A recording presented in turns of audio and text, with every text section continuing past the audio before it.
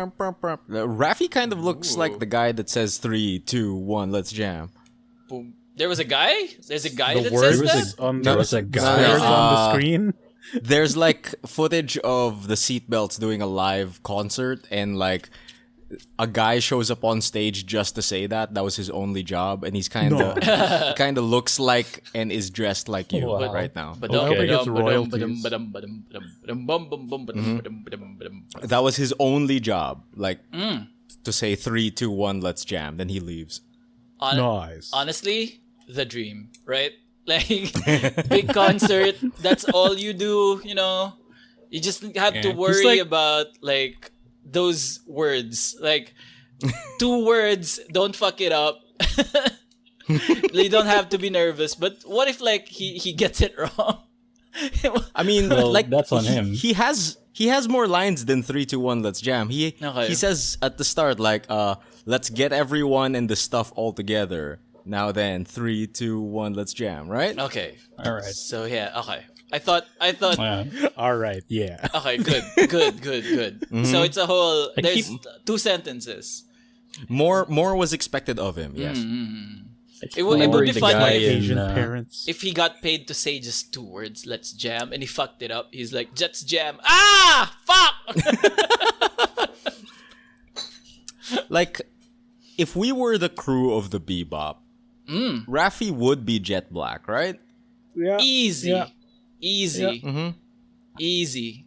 Just got to get him that robot arm. Hell yeah. And like Migs is not Ein, no, maybe Ed. Would Migs be Ed? The dog. No. Sure. Migs would be I Ed. actually wanted to be the dog. I think actually Migs wanna would be be the dog Ed because like he's a robot and like Ed likes computers and like at some point in Okay. time Ed befriends an AI. Yeah. All right. Yeah. The episode where Ed appears. Who would I be? Who would Migoy be? Your Emile's Faye. Okay, sure. Manfei, of course. Man Faye. Sure, Manfei. Man Faye. Manfei, sure. You're I mean, kind of 2021, right? you're the seducer, you know, the seducer slash producer, you know. Okay. Yeah. Producer. He does it You for like a it? living. Yeah. You We've like seen it. casinos? Yeah. That's I good. like casinos, that's true. Casinos, That's super true. You would super make that video in your childhood, I like gambling. greeting yourself in the future. You would do something like that. Yeah, I would. I totally would. Okay, I'm Faye. You always I wear. Bebop. You always That wear leaves- revealing like shit. Like that's Yeah. always. Do I? You've always done And this. you always get dude. caught. And that leaves Migoy as Spike. Yeah. Maybe I'm the Bebop. What was the He's bebop the again? Bebop himself. Oh, the Bebop's the spaceship. ship. The ship. Oh, The Bebop's shit. the ship. Sick. Okay. Yeah, because I want to be the fridge. I want to be the fridge, the fridge. with the rock lobster. Dude. I want to be Iron.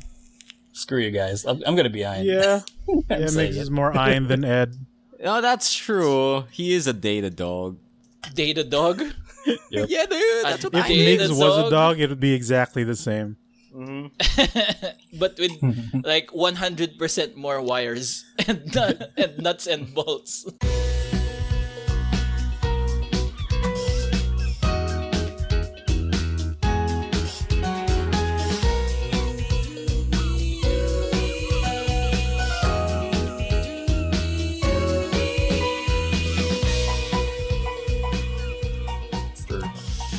Oh god. Yeah, Raffy, you're the host. Oh.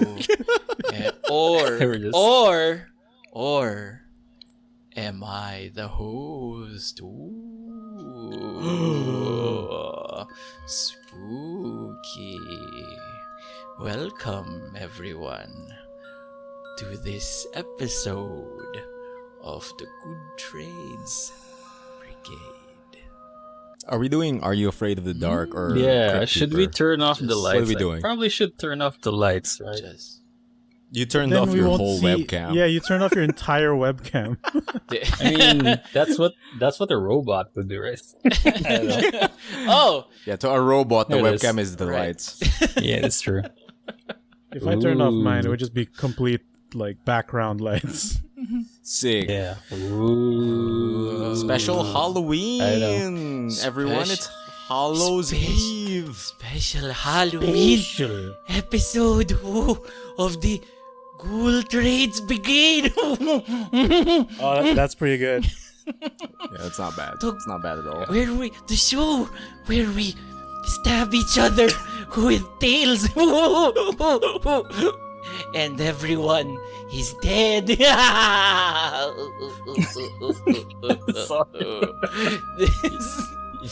Yo, Migs, please add some lightning bolt sound effects to Alright, Raffy's monologue there. Some bat flying noises. Yeah, some bat flying noises. Some organ sounds.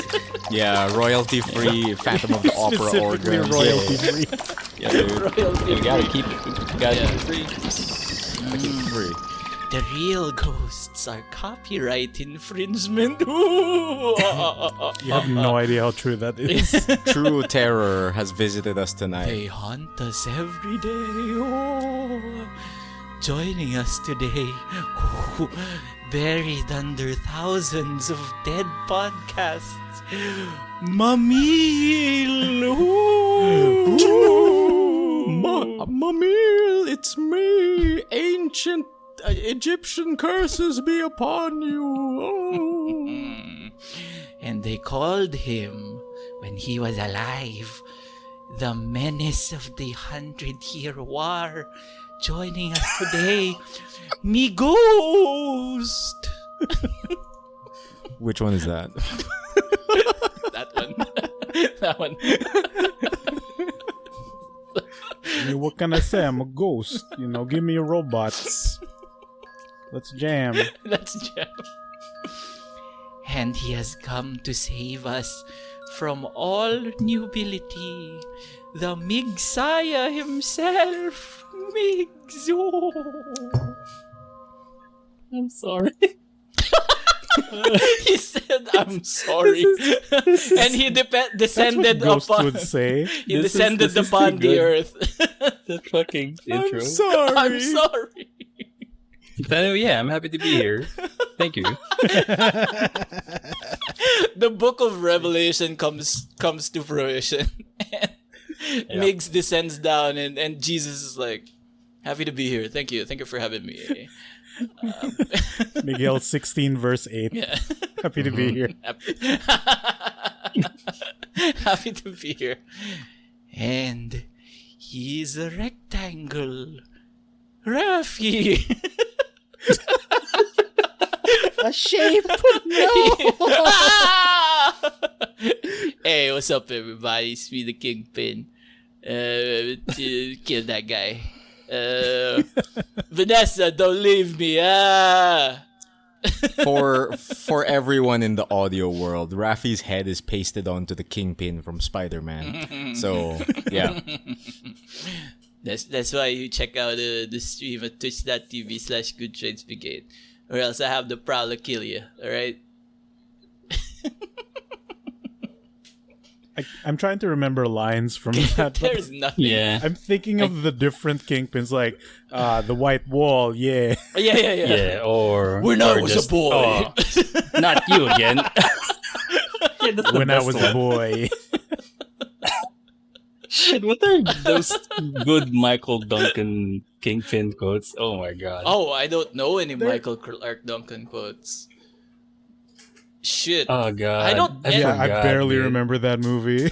The two Kingpin lines in all of Kingpin media that I know is "kill that guy," Vanessa, and "when I was a boy." Those are the three things. Everything else is usually visual, like in Spider-Man the animated series. His like most traumatic memory was when his crook of a dad like left him because Kingpin was too fat to climb a fire escape. Damn it. Yeah. Always. Yeah. Always. That led him to a with life that. of crime. Oh my god. No, but yeah. Oh, we there are- it is. I we think are- I think I remember one. I think I Yeah, hit remember us. one quote.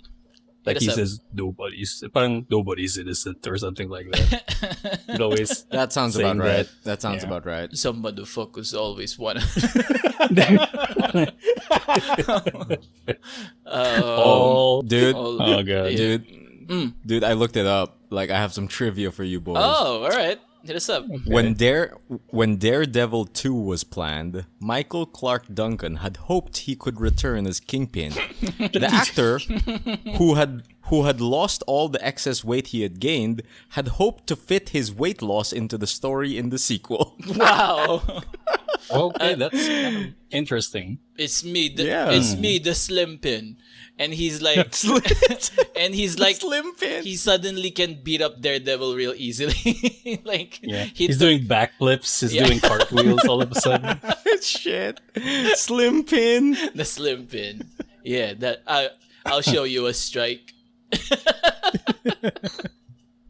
How do you kill a man without fear, or something like that? Tell I me, see. do you bleed? I see a world burning. Oh no, wait, that was you supposed to say that. That's you. You were supposed to say that. All right, so we are gathered here today on this sacred night to tell stories upon each other and trade damage. It is All Hallows Eve as well, where we're recording this. No, wait, this is not technically right.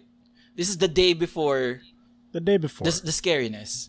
But when you hear this, when this seeps into your ear holes, it will It's have already been, Christmas. It's all. Hey, happy Christmas, everybody! Happy Christmas. Happy to be here. Jingle, Christmas. jingle, jingle. Happy Christmas. Happy turkey. Hey, happy turkey Happy day. Christmas. Happy Black Friday, my favorite holiday of the All year. right. Ooh, capitalism. Happy capitalism. Happy capitalism. That's what Kingpin would say, right, in the movie? Yeah. Capitalism. Capitalism. That's As he stares at a white wall. That's how they kill you. But yeah, how have you boys been? We weren't able to record like last week, last fortnight. So we're at a Yep. weird like 2-week kind of layover, like a jort night, like a Like a. like a board jort like a night. like a board night. So I don't know what do you call that. It's like a fortnight and a half. There you go. Yeah. A fourth half. A fifth night. Yeah, a fifth So, night. so like 3 weeks. A lot of stuff happened. But yeah, how have you guys been? This is our time to kind of like talk to each other, kind of almost like a life update sort of deal. No, yeah, a lot has happened in the last 3 weeks. Jesus Yeah. Christ, yeah. Just to get our viewers up to speed about why we did not record last week. Why didn't we record last week? I thought you were gonna say it. God damn it. Just to clarify Well- for everyone, can you clarify? Can you- Emile is trying to make it sound like it's not his fault. It isn't. It isn't. wasn't. It It's wasn't nobody's his fault. fault. What the hell? But Isn't yeah, it I Trying think to pull that I immunity card. Like, think why the didn't we latest record last thing week? that happened for all of us is that we can safely say we're all fine. We're all vaccinated, fully vaccinated Yeah, boys here. Yeah. No. 5G squad. We were. That's the big everything- news. Wi-Fi is- brigade. Oh, dude. Yeah. Now that we're all hooked up into the 5G network, we can sense can- each other's thoughts. We're technically new types now. Dude, yeah, we've made the Yeah. metaverse before Facebook did. Oh, Yeah, dude. Eat it. eat it. Eat it, Zuck. You know, speaking of that metaverse stuff, are you guys seeing that picture of Mark Zuckerberg? And like, there's a picture like his house is behind him and his bookshelves are behind him. And And, And the his barbecue house is sauce. there. Yeah, Behind it. dude. What is what is that? up with that? Like he has a bunch of books in his bookshelf, right? And usually you would have a bookend that would block the books from falling. But his is a bottle of barbecue sauce. What's up with that? Oh, no. face sauce. One face sauce explanation would be confirmed. that he wants to fool everyone that he's human, which is not. Oh yeah, yeah, yeah. So Because, you know, like I mean- humans would use anything as bookends, unlike robots or AI. this is the perfect is the place for a proper- bottle of barbecue sauce. yeah, Yeah. yeah, yeah, yeah, Yeah. yeah. He would know. We gotta trust Migs on that. Yeah, Yeah. he would Dude, know. yeah, like Migs's theory during like the virtual E3s since the pandemic is like, these can't be real people. They have to be PS5 renders. No, Kept like on that for the entire press conference. just for context, like the PlayStation conference thing has a weird lighting that makes them look like robots. Sometimes It's something that they did with the lighting. No, it's always. It's For like that their particular PSX it's like one. I've been noticing their that, though. standard lighting setting nowadays. Even on their own like PlayStation Play, like State of Play events. If ever there are interviews for devs, they have this weird lighting where it's there's like red light and blue light, and somehow when they just jive it up all together, like the skin kind of pops up more, so it kind of looks fake. Like it's an uncanny valley. Yeah. So I've that's seen something. that before, like in their like online state of plays, that it looks like ever since like around PS5 season they've been looking like that. Like I don't know. Yeah, they look like- I'm also waiting for like all, and then at the end they go, and all these people were rendered by the PS5. PS5. They were all it uploaded in the reminds me- cloud. It reminds me of the tech demos that Quantic Dream makes. Yeah. Remember they had that for like I think they did it twice where like, oh, here's an old man rendered in the Quantic Dream engine. Feelings, David Cage.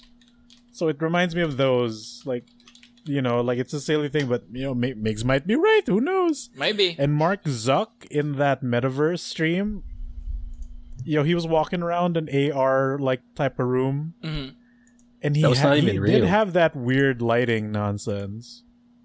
So what if he was This also is rendered? all during rendered that? in Facebook. Spooky.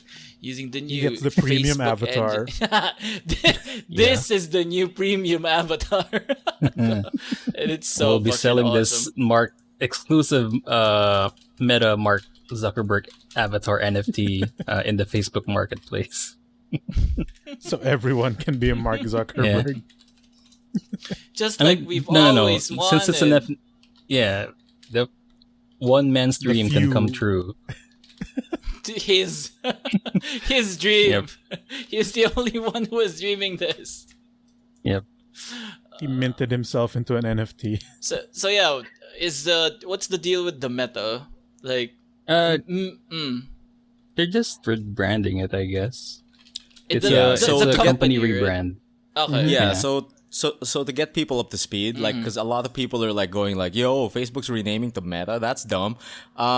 What do you call it? What they're renaming is the umbrella company Yeah. that holds everything. Yeah. So, stuff like WhatsApp, stuff like Instagram, stuff like Facebook. It will be Yep. owned by Meta, and then Facebook will still stay Facebook. Yeah. Yep, because Facebook is a product. Yeah, It's like Facebook it's is a like what they product. did in Google before, like years before, when they announced that we're gonna start Alphabet, and these are all the Alphabet. subsidiary companies behind Yeah. it or under it. Yep.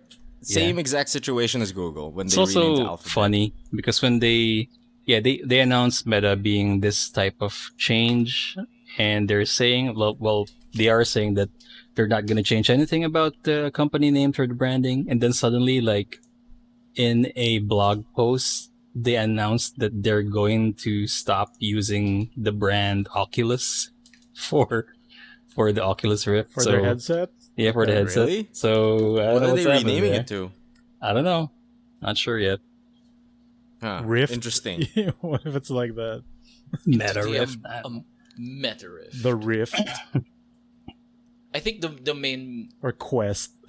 thing that was interesting, what people were panicking that they're gonna change actual Facebook, like the social, No. like the platform. It's when they did that, there was a message on the top of the app saying that they're rebranding, but Facebook will not change its name.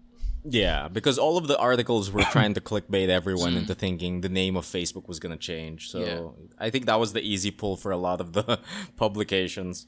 we're gonna change it to Twitter. Bird Box. Oh God.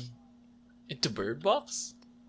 Nah, I mean, maybe, I don't know. Squawk! The bad movie. Squawk! Squawk! I'm in a box. Yeah.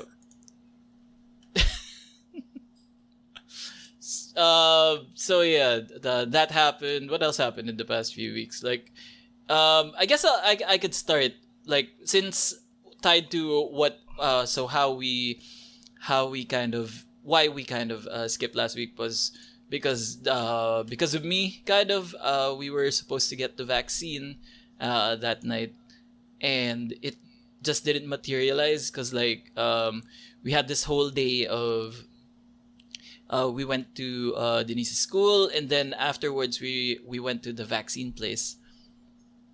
And the place that we went to was an elementary school, and it was terrible.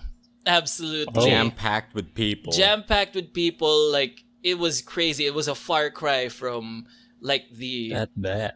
the first time we went was at RTU, Rizal Technical University here in Mandaluyong, and they had their shit together. Everything was very kind of organized. Like, social distancing was observed at all times. When we went to this one, we were like, we immediately, like, went to the entrance and saw all the people inside, and within seconds I realized that I was like, oh, it's a bad one. This one's a bad one. We shouldn't go inside, as everything, like, all the seating was, like, together. Like, usually you'd have, like, seats where there's one actual seat in between, like, two people, right? So social distancing and stuff like that. None of that was happening. There were people crowded by the entrance. There were people seating together. And Seating together in one chair? That's... just crowded in the area. Like, some people were playing that parlor game where you the trip to Jerusalem. No, I'm just kidding.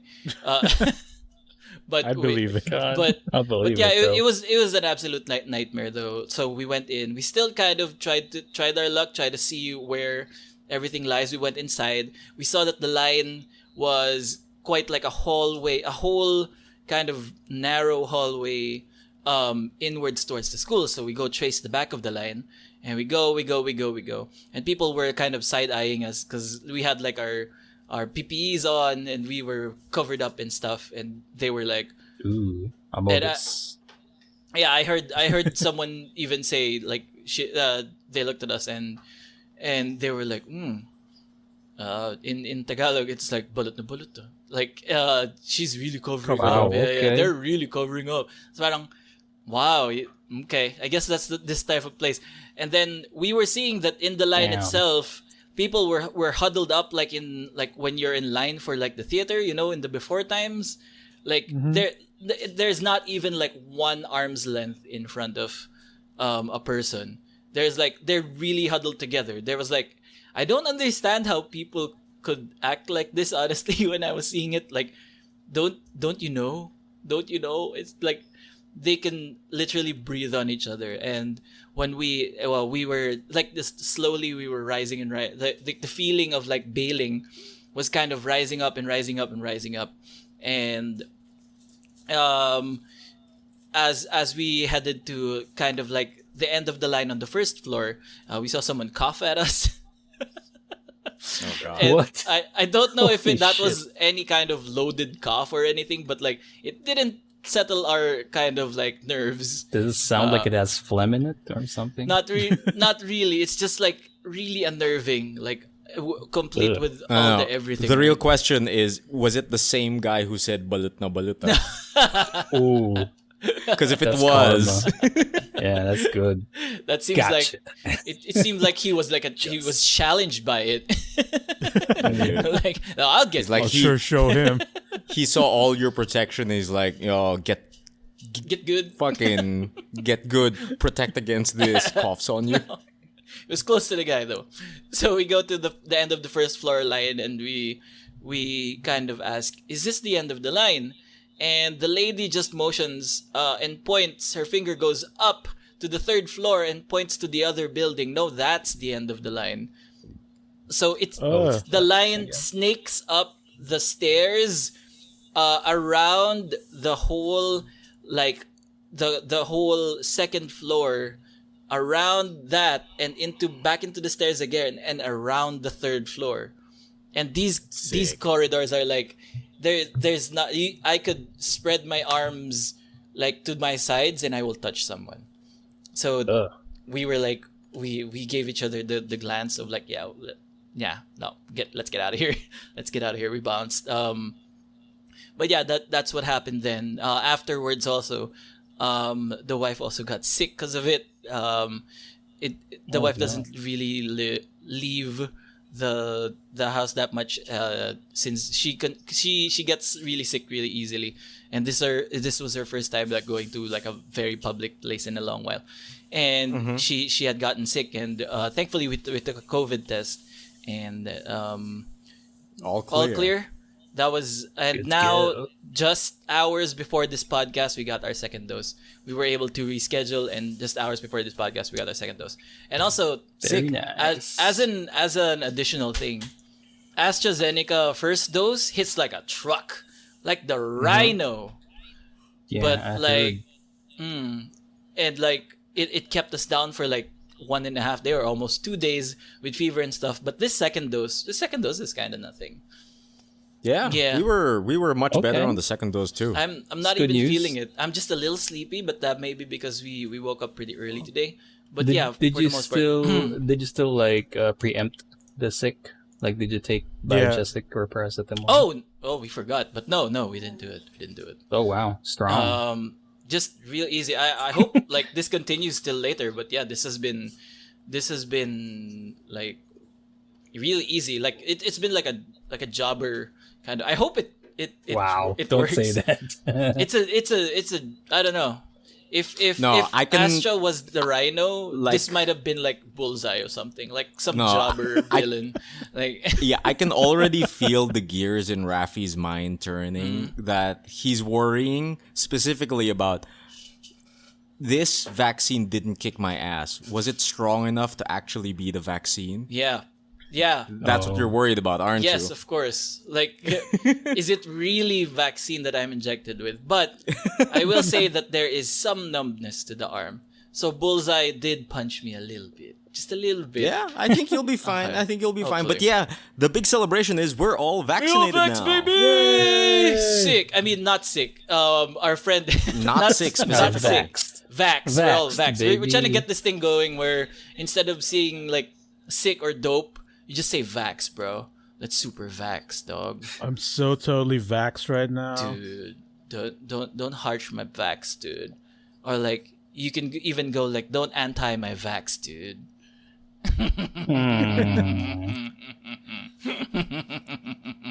I'll think about it. Do it. No thinking. Just say it. Vax. This podcast is so vax, dog. Dude, it's so vax. I'll take it under consideration. No, if you don't do it, no one will. Ayanami will do it. Ayanami will do it. Yeah.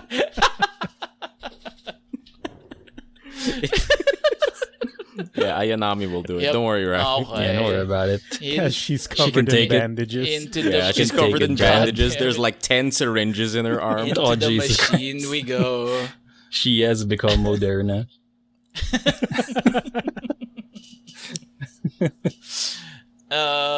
So yeah, that's it. We've been vaxxed. Everyone's been vaxxed. Going outside to a mall is Quite a relief, yeah. Dude, it's nuts because it's Christmas season, so people are there.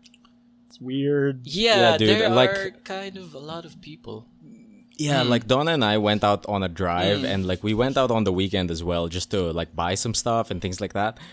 High Street is just full of people, and it's not even like the normal amount of people.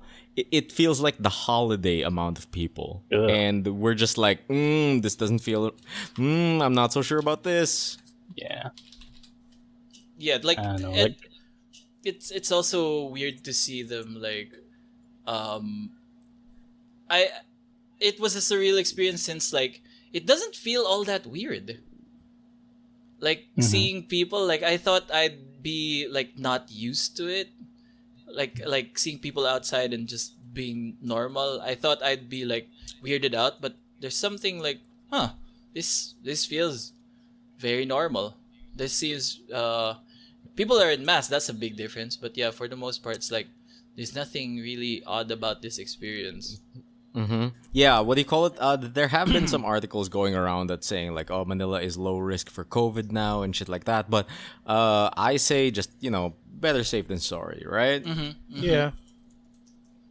But I'm guessing since a lot of people are getting vaccinated, then that's, making them a little braver to go outside and do the things. I mean, at least it can't kill us, right? That's the thing. Hopefully.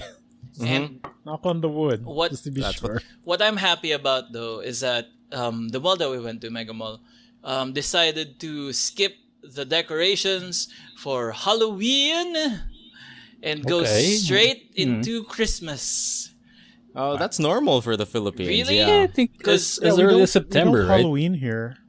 Yeah, the Burr months. That's when Jose Yeah, Marichan Raffy- shows up. I think only the swankier places put up Halloween decorations. I've seen like maybe you don't notice it because like there's no major trigger in Halloween decorations for you, but I notice it every time. Oh, 'cause Since spiders. there's, like, there's always like a yes, giant spider somewhere, and then there are cobwebs made out of cotton balls. And like I hate it. I hate Halloween decorations most of the time. Bane of my existence. Around this time, I'm like, please just skip it. Just go to Christmas. Just go to Christmas. I didn't even put two and two together. Yeah, Halloween's a fucking minefield for you, isn't it? There's Like, one right there on our lobby. dude, like I can imagine Raffy will just go down to the 7-Eleven and there are cobwebs everywhere and his fucking like senses just tingle. It's like, fuck, there might be a spider in the area. There might be a spider in the area. It's cloudy with a chance of spiders, I'll tell you what. The 7-Eleven, right, specifically is very heinous. Like the one out front where we buy most of the stuff. When I can see them like put up the cobwebs from the cotton balls, and that's why I also hate cotton, because that's what they use to simulate the webs. That you know that webs are the number one that's true. symptom of spider. The Of spiders. spiders. Yeah. So thank God, SM Mega Mall, the fine institution, knows and cares about us. Mega Mall thinks about us. They care for our well-being, and they went straight to Christmas, the beautiful holiday. Like I just realized it now because we're from the Philippines and it's normal for us. But when you say it and when you say Mega Mall, that sounds like a fake ass mall to me. Mega Mall. Yeah, I went to Mega Mall. It sounds like The the Mega fucking Mall. mall in a cartoon or something. Right. The Super Duper Mart. Yeah. Something to that caliber. But yeah, I'm happy. No spiders on the walls, no cobwebs, and just beautiful Christmas stuff. Beautiful lanterns and neon lights. Thank God. I used to hate like National Bookstore. But yeah, when we came back here, the Halloween decorations for the condo was up also. And then as usual, the old cobwebs are out. I hate it. Celebrate the beautiful holiday, the birth of Christ. We wish you luck, Raffy. Yeah. You'll be okay this It's Halloween always season. a You'll be mi- okay. Yeah. Halloween is almost done, so Thank God. Mm-hmm. Thank God. On that note, like we watched something scary. Have you watched something scary? I hope y'all did. Have you not gotten to anything yet? I've been watching like scary YouTube channels that tell scary stories, but I wouldn't really count that as scary. No, not scary at all. Not scary. I watched my electrical bill go up, so that's scary. the real terror. Yeah. it's true. So yeah, I watched two things, and those are the things that I want to bring up tonight. It's one is scary, one is super super great. Let's start with the scary bit, which is I Alright. watched Midnight Mass. Oh, Simbang Gabi. Simbang Gabi, yes. I watched Simbang Gabi on Netflix. Are known as Midnight Mass. It is by the creators of Haunting of Hill House, but not exactly a direct sequel. But it stars all the same characters. Like, not all the same, but like Raul Coley is there, and the girl who played Theo was there. But yeah, like that director likes kind of recasting his actors. But yeah, Midnight Mass is really good. I would say not like horrific scary. It does that Haunting of Hill House kind of pacing where it's like, ooh, there's nothing. Ooh, there's nothing. Ooh, there's story, there's drama, jump scare, and then there's nothing. Oh, God. And then there's nothing, and then last 2-3 episodes it like kicks up and like, what is happening? That is the roller coaster. When we initially kind of watched it, the first episode was really boring. Like, it's about this guy who goes to prison because he was drunk driving and got into an accident, right? Also, trigger warning for accidents and car accidents, Suicides? vehicular accidents, and suicides. From there, he goes back to his home island, which is in the middle of nowhere somewhere, whatever. And it has to do with him kind of like getting at like finding the church again or finding God again, but like the priest supposedly. Oh, yeah, I'm not telling this story good, but yeah, it's I'm trying to dance around some spoilers kasi, but like the main idea is it plays around with a lot of religion stuff, and part of why it's so scary is because they play around with like cult stuff, kind of like like real death cult stuff, and the ones where they get you to drink the stuff and then big stuff like that happens, and they kind of indoctrinate like due to the priest being shady and performing like miracles, they kind of get the whole island to go to church and all that, like be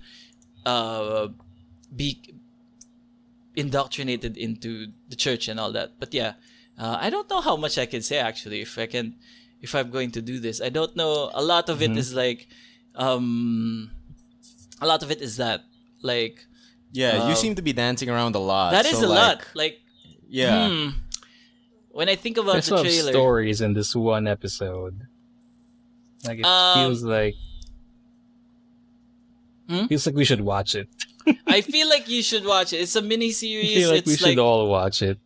I in feel order like you for us should. to, It's like 6 or 8 episodes. It's a mini series. It's very easy to watch. Not entirely too scary, but I say it says a lot of stuff about.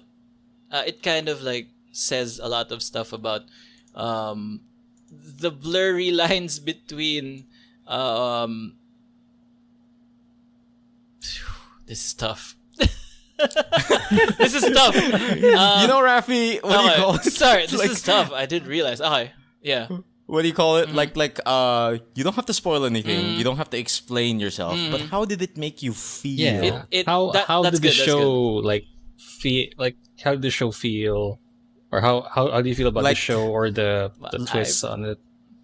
Like, give us a mood board. That's something. good. That's good. Yeah. Okay. That's a good way to do Are it. there monsters? Are there ghosts? It's more like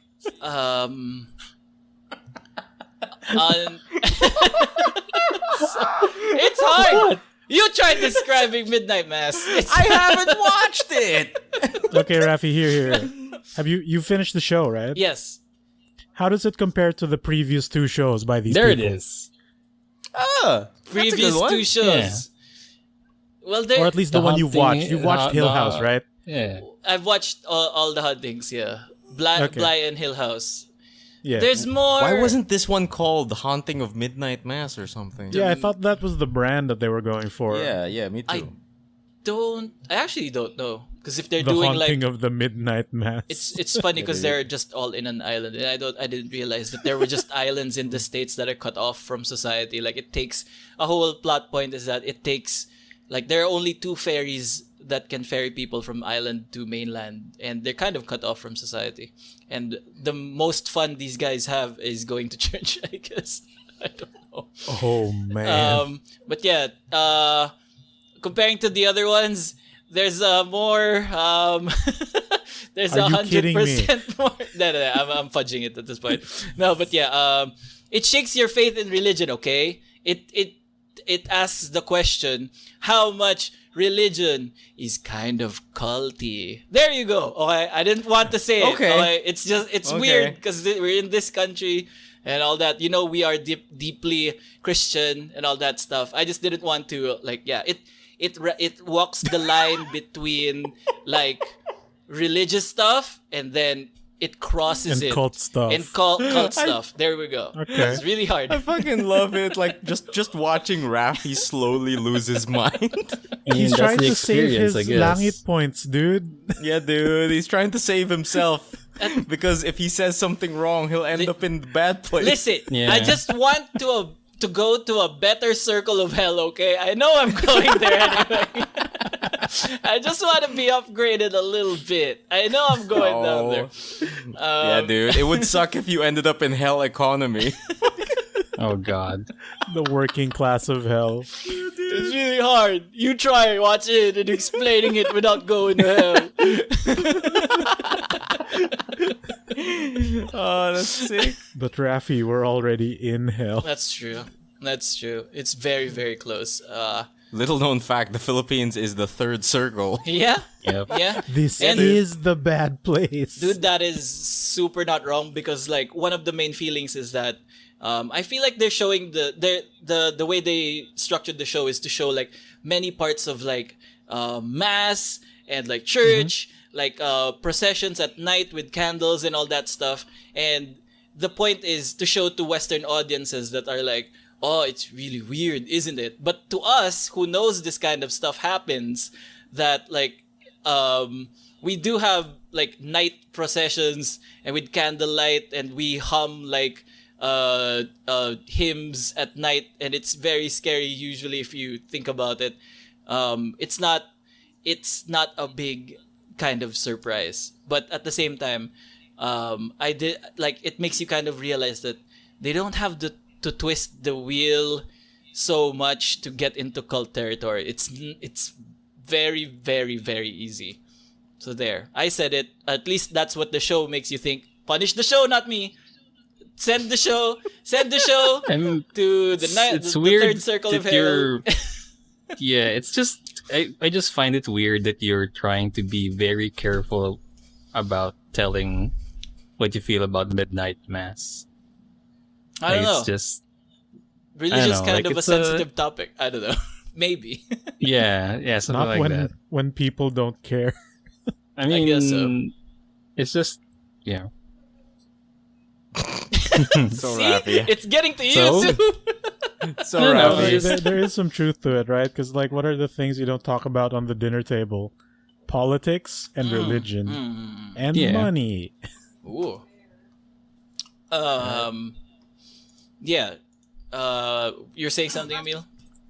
No, I was just saying, so like, would you recommend it? Yes. Like, should I watch Midnight Mass? Yes. Absolutely watch Midnight Mass. There you go, I got Yes, it. absolutely watch Midnight Mass. It's worth it. It's scary. It has one of the most hateable characters in the history of television.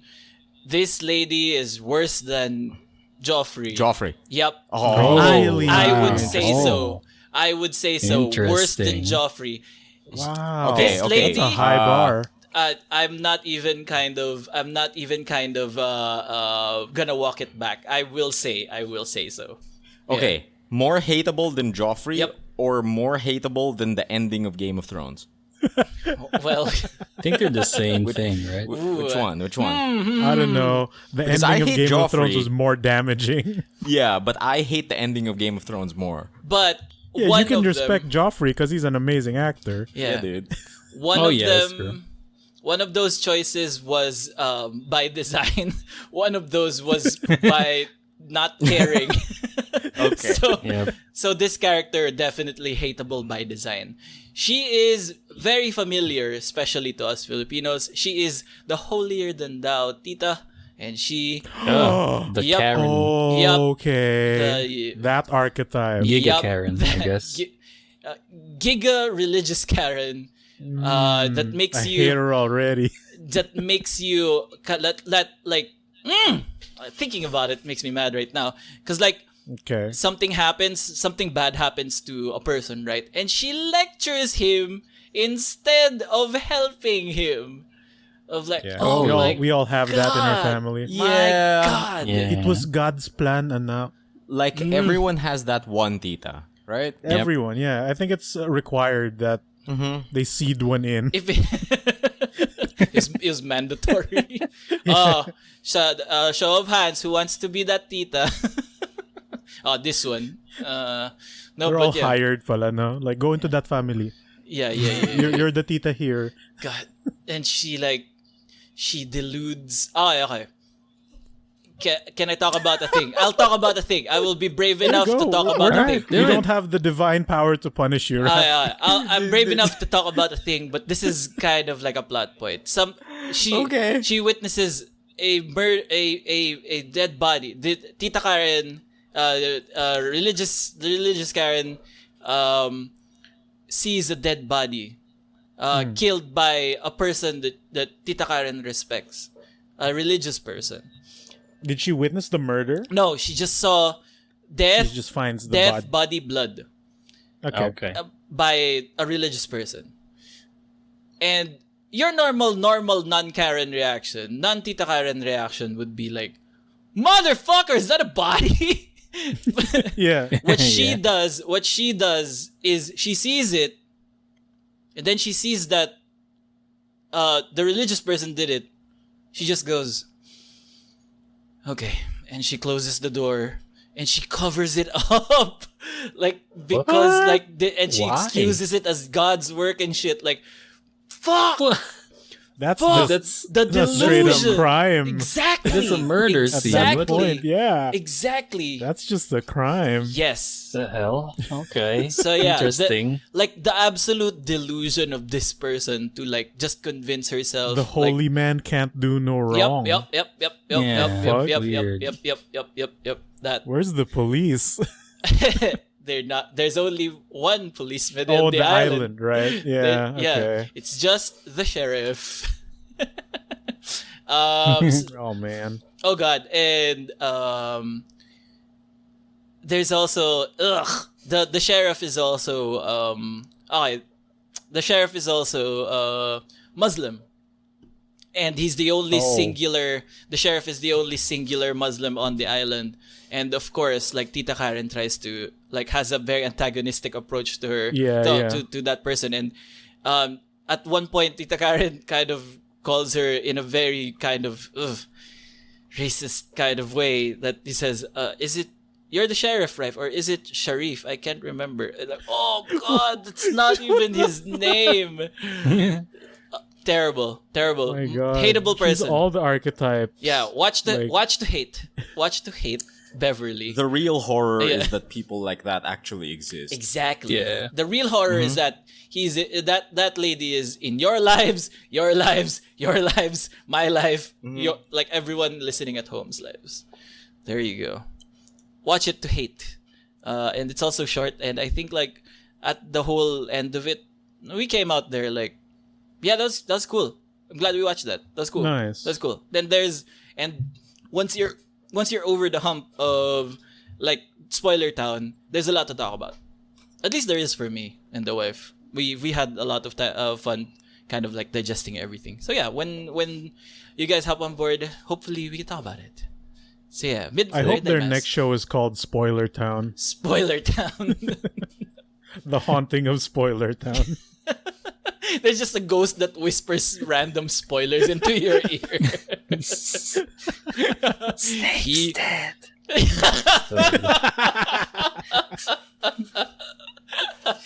He was his father. He was the half-blood prince. What if it's just spoilers for Harry Potter? Dude, I'd Just fucking hate a ghost Maybe like it's just that. it could even be just random movie quotes like "Welcome to Jurassic Park" or something like that. No, That'd be fun. it would be so much worse if it was just random spoilers, right? Yeah. Because what if you're interested? Like, it might not be even related to what you're interested in, right? Yeah. But he just goes into it and just gives you a spoiler, like Captain America dies. No. That's true. You're just cursed with that knowledge Yeah. for some reason. He was also Mr. Robot. Oh my god, I hate it. What do you call it? Like, the way to make this ghost truly horrifying, though, is every once in a while, like once in the blue moon, he'll tell you a spoiler about your life. Whoa! Holy Oh, shit! no. No. It's like, Holy fuck, okay, shit, okay. No. Oh I don't my want God. that. That's how I to want make it the horrible. goofy ghost though. I want the goofy spoiler ghost. Like he'll just like You want the goofy spoiler? like every 30 minutes he'll just spoil something from me. 30 minutes? Yeah, dude. Oh. That's gotta be like the hell? it's haunting you, so that's gonna be annoying at the same time. I wonder what movie Burn I the should watch pictures, today. Emile. The Stardust Crusaders win. Oh Yeah. shit! Nice. I should get on that. Like it gets you to. It informs your kind of like. What if you're spoiled from Invincible? Like how I was. Like You would be like the trivia king, though, right? That would be the good side of that. yeah, dude. Yeah, that's true. And then Sick. what if the ghost actually spelled wrong, and then you correct it, and now he's free, and then he says thank you, and then shh. You solved the puzzle. That'd be the way. Everyone out of Yeah. 30 spoilers is factually inaccurate, and when you get it, he's Fucking- like, "I'm free." Yeah. He The he chosen fucking one. turned into Devon Sawa, like in Casper. Like his ghost form disappears, turns into a real boy. Real boy. Oh my god. That'll be fun. That's pretty good. Jordan Peele, get on this shit. That's how they beat the Haunting of Spoiler Town. Yeah. That's a Speaking good. That's a good Netflix show. God damn it. I saw a Casper scene. Speaking of Casper, I saw a Casper scene online, and it's like that guy from the Ghostbusters coming out of the Casper house. Is that a Yeah, real I thing? think- Yeah, Ray got a cameo in Casper. What? in the But he's Casper wearing the movie. proton packs and the overalls. He's What? playing the real character. Like he went playing inside the the actual house character? and then he went outside. He says to Bill Pullman like, "Who you gonna call? Somebody else." And then he just What's that? Yeah. So does that mean they're in the same universe? Yeah, I guess Yes. so. It was just very odd. Like Yeah, it's very odd. They're probably didn't, owned by Warner. they super didn't that- care that they were could- crossing over the stuff. Yeah, like real easily. Isn't Ghostbusters a Warner property? Or is it- Probably. Mm. And remember, Forgot. like, Bill Murray showed up in that, like, Lady Ghostbusters movie Mm. and Yeah. died. I mean, Well, yeah. I don't think they super care anymore, Okay. Yeah. right? I feel like they should have put more thought in that. But yeah, it was a different time. Like the 90s. You could just put like characters in there. What It if says Will here Smith- Ghostbusters is owned by Sony Pictures. So I'm not Sony. What sure about if Casper? before. That was Warner, right? Since it's Hanna-Barbera or Wait, I don't know who owns Casper, though. Like, how recent was this clip? 90s. Like That's early gotta 90s. be like 98 Or or, 9. mid-90s. 8 or 9, I'd say. Maybe they were under, like, the same umbrella company or something. Mm. Yeah. Yeah, Or the execs played nice. isn't Casper owned by Wait, no, he's not owned by Archie, but he appears in Archie comics, right? Yeah. Maybe Paramount. Maybe. Who owns Paramount now, though? Dude, who Yeah, knows? that's true. Who owns Paramount? They're not like a single thing anymore. Someone owns something else nowadays. We clearly don't have the patience to Google this, so keep going. I don't want to do it. I mean, I'm doing it, just but at the same Google it, but time, no. Yeah, sure. We'll wait for the spoiler I'll ghost take my to tell us. Ghostbuster. Yeah. The Ghostbuster spoiler over ghost there. will tell us. Yeah. Yeah. So yeah, that was Midnight Mass. The other thing that I watch is I finally got into a great show that we've talked about before. Like Migoy has talked about this show before on this podcast. But yeah, I got into Steven Universe. Hey, It's so good. okay. Sick. It's so He's a crystal gem. It's a crystal gem. They all save the day. And dude, all the ways I was watching it. I was really digging it, and I didn't think that it was like an all-day wasted years moment, but now I am midway to season 3, and I'm like, yeah, definitely all the wasted years. This is a great cartoon show, and the reason why I did this is because like a friend, Senorito JDL, asked me to draw something in the Steven Universe art style, and as like research, I wanted to nail like the feel of it, so I went and watched, I wanted to know what I was drawing and what was the feel of it and stuff, and instantly like the art made like such an impression on me from episode 1, like with the backgrounds, with the little diamonds in the Episode 1, sky, huh? with the streaks, with the Yeah. kind of watercolor clouds, and like how sometimes like a scene is bathed in a singular light and it colors like everything. It's so moody and atmospheric. It's been a while since I felt like this for a cartoon show.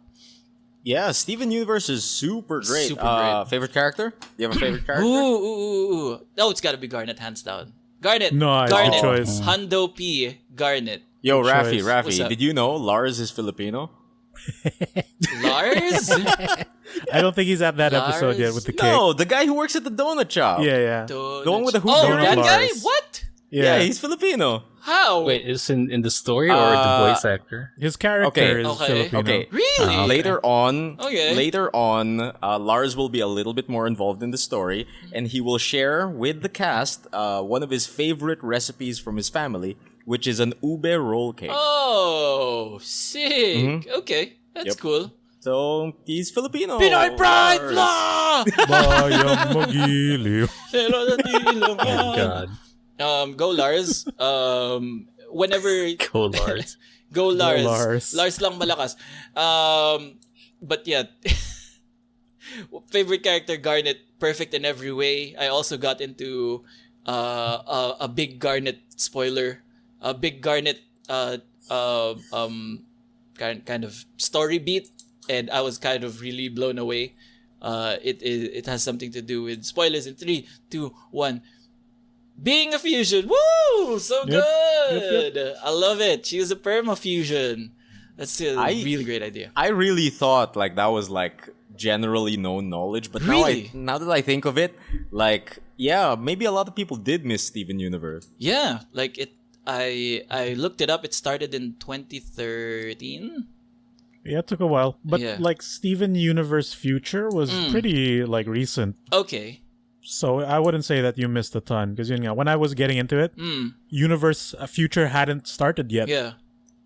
Like the movie just came out, okay, and then okay. we were waiting for the finisher season, right?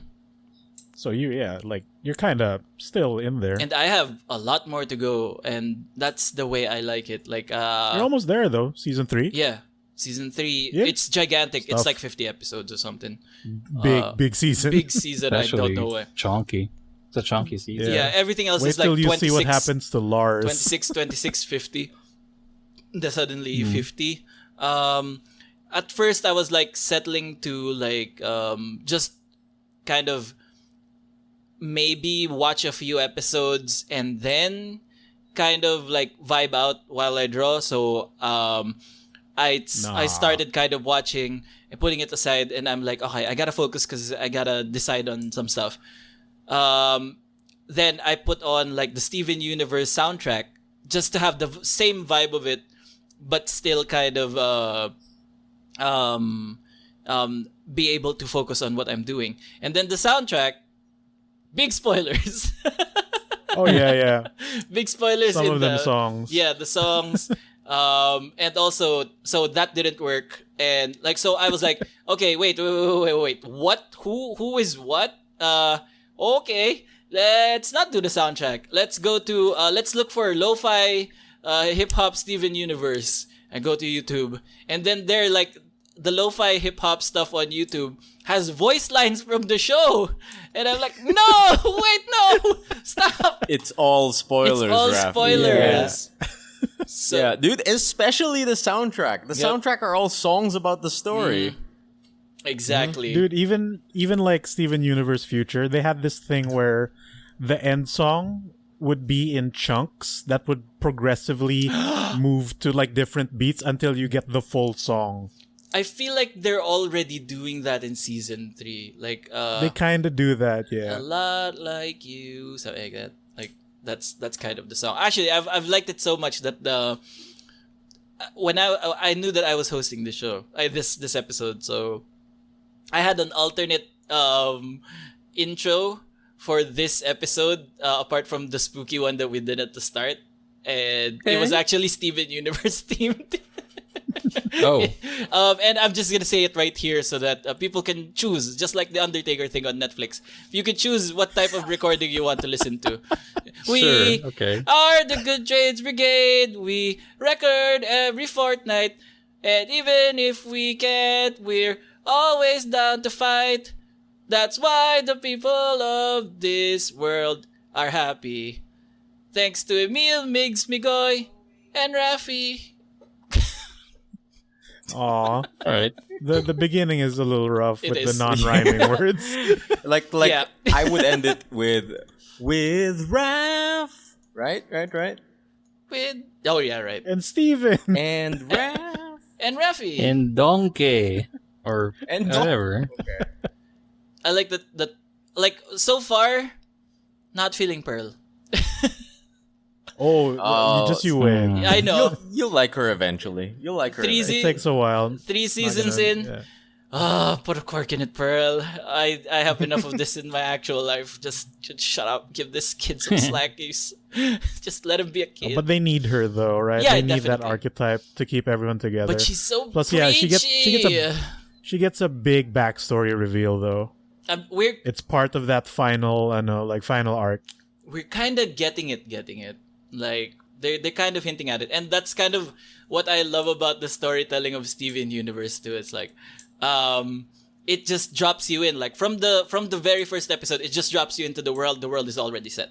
Like and it leaves you questioning. Like, wait, so there's just magic in this world. Oh, they just know stuff like this happened. Oh, the gems. What are the gems then?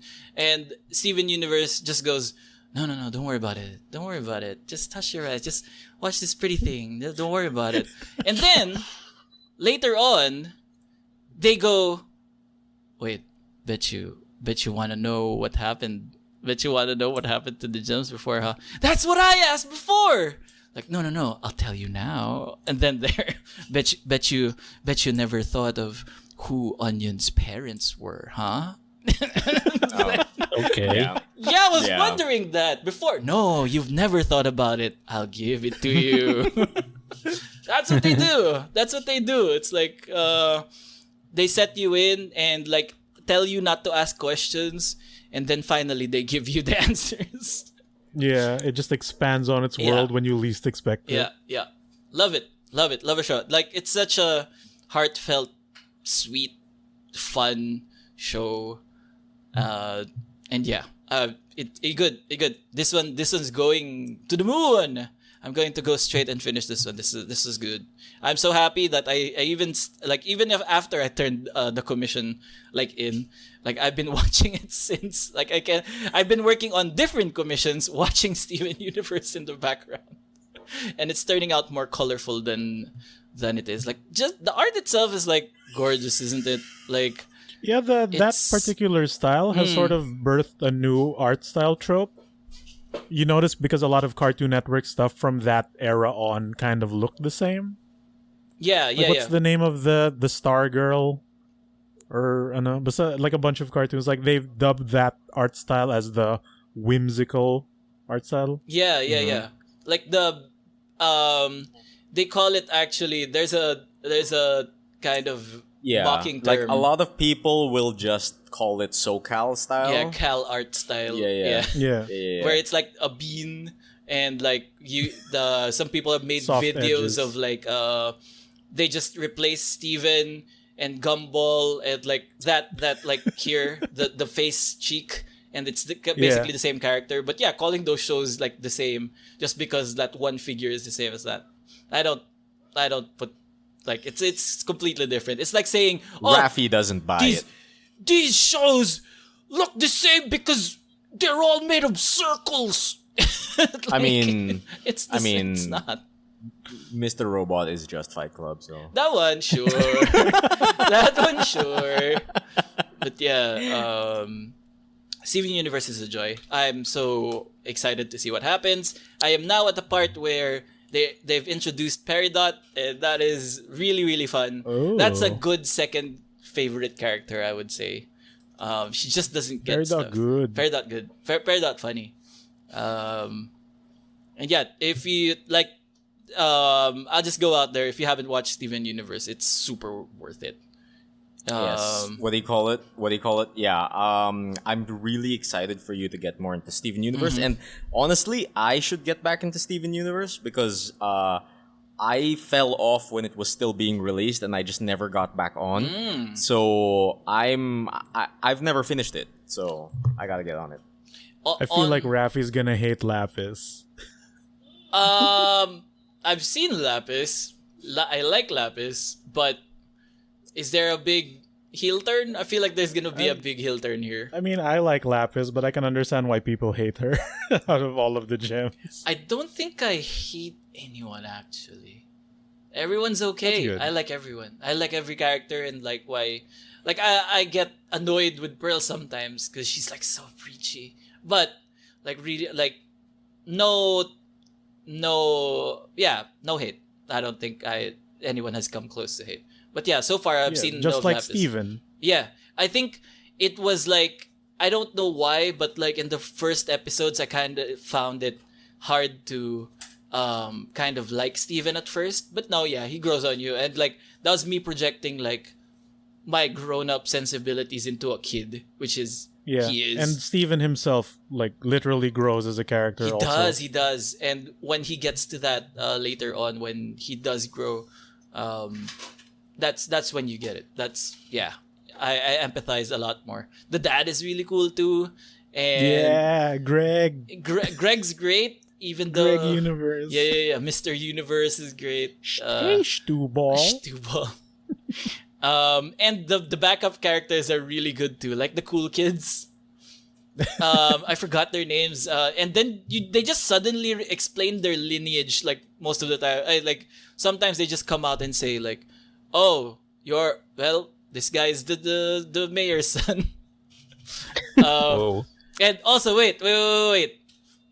First best character Garnet, second best character Peridot, third best character Mayor Dewey. He's only in a few of the episodes, but he's always driving around this truck, Migs. He's always driving around this truck that just goes, Mayor Dewey, Mayor Dewey. And he patrols the streets of Beach City. And that's how he keeps Beach City safe. Like, What a just hero. going around just saying, Mayor Dewey. And yeah, that and with that, I think that is going to lead into our fix it like a move. This is a rough one, but yeah, this is gonna come at you real quick. This is coming from Steven Universe. No setup to this, just the line, and it goes, I only wanted to see you laughing in the pizza rain. What? Yeah. Yeah. Yeah. Fucking great, I understand. great line. Is this a reference to Gundam? No, it's, I don't know.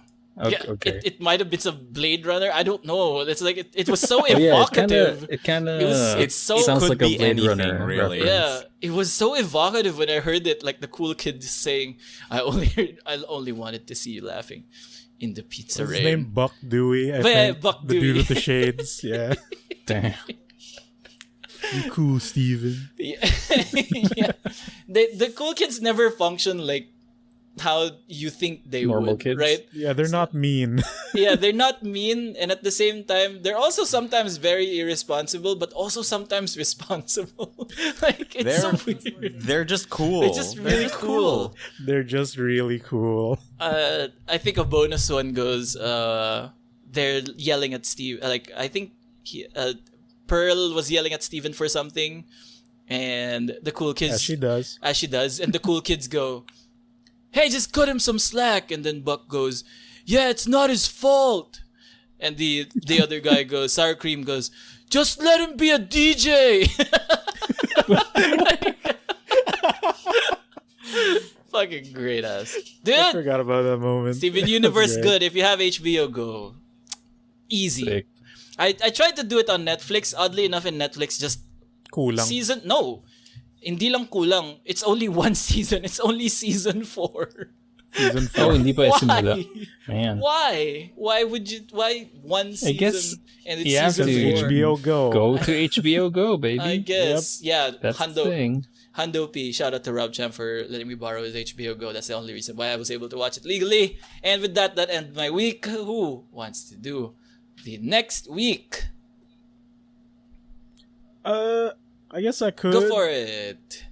Because, well, Steven Universe, but hey, I'm done. So, yeah, enjoy. Yes. You're in for a ride with the remaining ones. Those be some big ones. Before you jump into Steven Universe Future, Yeah, Raffy, yeah, yeah. you have to watch the movie because that is a direct sequel to the show. Okay. And then Future happens. Great. Future's like the epilogue season for everything. I watched one episode Oh. of Future. I thought like I thought like I could No. go without like maybe it's a whole You different cannot. show and they don't spoil the previous shows immediately into the first Immediately episode. spoiled. Oh, what? Okay, so yeah, Big spoilers, big spoilers. at the start. Yep. All right, so we all have a thing that we watched, and so that will be the big discussion, I guess, later, Ooh. because we're gonna jam. Dung, dung, dang, dung, dung, dung, dang, dung, dung, dung. Raffy, did you know that Young Justice season 4 has begun? Oh. Oh, begun? Yeah, I've only season 4 is like Oh, 3 shit. episodes in, I think. Oh, I thought okay. it just And got it's announced in significantly the a better DC start than season thing. 3. Good. Because remember how season 3 was just Geoforce being very angry? Yeah. And you're like, where's the Young Justice? Yeah. Season 3. So season 4, yeah, season 3 was very filler weird, right? Yep. Like it didn't know what it wanted to be for like half the show or something like that. Yep. That kind of has a payoff in 4. But at least at the start of 4, you're following McGann and Superboy because they're gonna get married. Oh. So Okay, that cool. immediately feels a lot more familiar in the context of the Young Justice cast. Yeah, yeah. Right. And it's a lot more interesting for sure. Like the last few episodes, I'm kind of Good. regretting waiting every week per episode. Yeah. But check it out if you can. Not much to say at the moment, but you really have to watch the previous 2-3 seasons. Like even the third one before you can start. You cannot jump into this and like it's not the type of show that's trying to cater to a new audience. It really is for the people who have followed it since the beginning. Does it show more of the Batman group? Because like They're doing a really interesting thing with the end credits where it's like sort of like a still angle And then you can like see the characters off in the corner, like you can see their feet maybe, or they're standing off in the corner, and a conversation is happening, which is not directly related to the episode, but it's of a character. So like one of them is, I think for episode 3, is because the main Justice League are out in space doing their world saving somewhere else.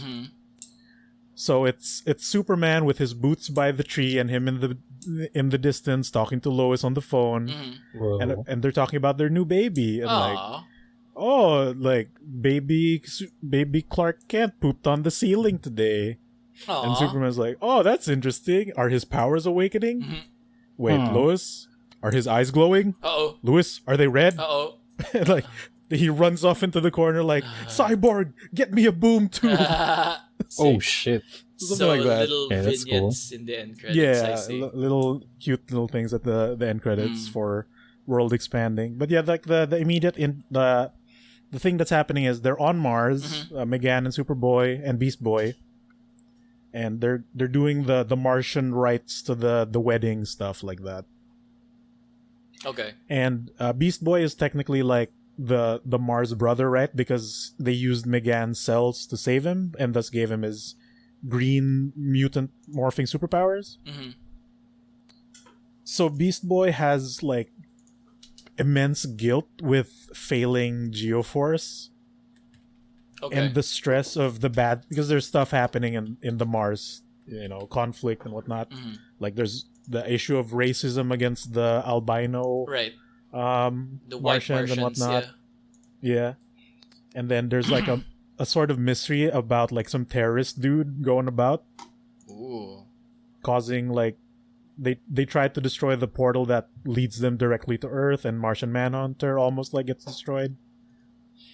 So there's that happening, and then fucking Beast Boy is all PTSD and is seeing visions of Geoforce based on his guilt, and it's causing him to, act very irrational. And then Superboy is losing his powers because there's no sunlight. What? Because like he's weakening. He's gradually weakening, yeah. But Mars is closer to the sun. No, Mars is further. Oh, no, wait. Mercury. Raffy? I was thinking of Mercury. Yeah. They shared 2 letters, okay? No. I've been vaxxed. Okay, maybe let's cut Raffy some slack this episode. He has vaccine running through his veins. I just want to be a DJ. Okay. Let him be a DJ. Sorry, go. Yeah, so check it out if you can. I think this is a lot easier to digest as a show. And it's nice to actually see the main cast, even though it's just really 2 of them. But yeah, Young Justice, I recommend it to people, especially since... Love Young Justice. Fuck, I forgot that it was still going. There's always that scare of, are we getting the final season? Are we? Yeah, because like it was forever since season 2 to 3, right? I didn't realize we were gonna get like a 4th season, like really really close to the 3rd one. The rumors were like it's gonna be a movie supposedly, right, to finish things off or something like that. And then the season just came out at like I think 2 episodes at once too. Sick. So yeah, give it a shot. Yeah, hell yeah, for sure. I'm enjoying it. Is it Invasion? What is it? Invasion? What's the tagline this time? I actually don't know because it wasn't season 3 like The Outsiders. The Outsiders. Which was happens Razor like Ramon, at the half end which of was the fucking Scott show. which was supposedly The Outsiders is the Batman group, and okay. They changed the Outsiders in this one. They changed it into something different. It's now Beast Boys group. It's now Beast Boys group, and not we're affiliated getting word to in Batman chat at all. that season 4 is apparently named Phantoms. Phantoms. Which kind of makes a bit more sense too, yeah. Spoopy. So yeah, check it out if you can Will for do. the peeps. Yeah. Will do. That's like a small part, but yeah, I'm enjoying that. I guess the next part is not really like media consumption, but more of, life adventures. Let's go. Okay. I have adventure. So That's a rare my one. computer is very old. It is it was built in 2013 with the lowest of budgets. Small upgrades came about, but nothing major. So like for the last 8 years, I've been running the same hard drive, putting it through the ringer. It's seen many a file, many a video games, and it finally died. Oh, rip! Oh damn. Which was Rip. expected, but I was hoping it would happen much later because I'm trying to save up to get a new computer. But I think what really messed up the thing was it happened on a Tuesday, Oh. Yeah. Yeah, and the boy needs to work. Uh-oh. that's true. Yep. So it was also the type of thing where it crashed while it was on, and it was like, press any key to find your bootable OS, and when you press it, nothing happens. Oh no. So that's like, I think the hard drive just legit stopped at that point. And then I still booted it, even though it was giving me warnings saying like, back up your files because this thing is like on the road to death, like guaranteed. It has hard drive cancer, maybe. It's on the ropes. Jesus. That warning, once you get it, it's like, this thing is going to die. Oh, we blasting off, baby. Get your files. Get your files now.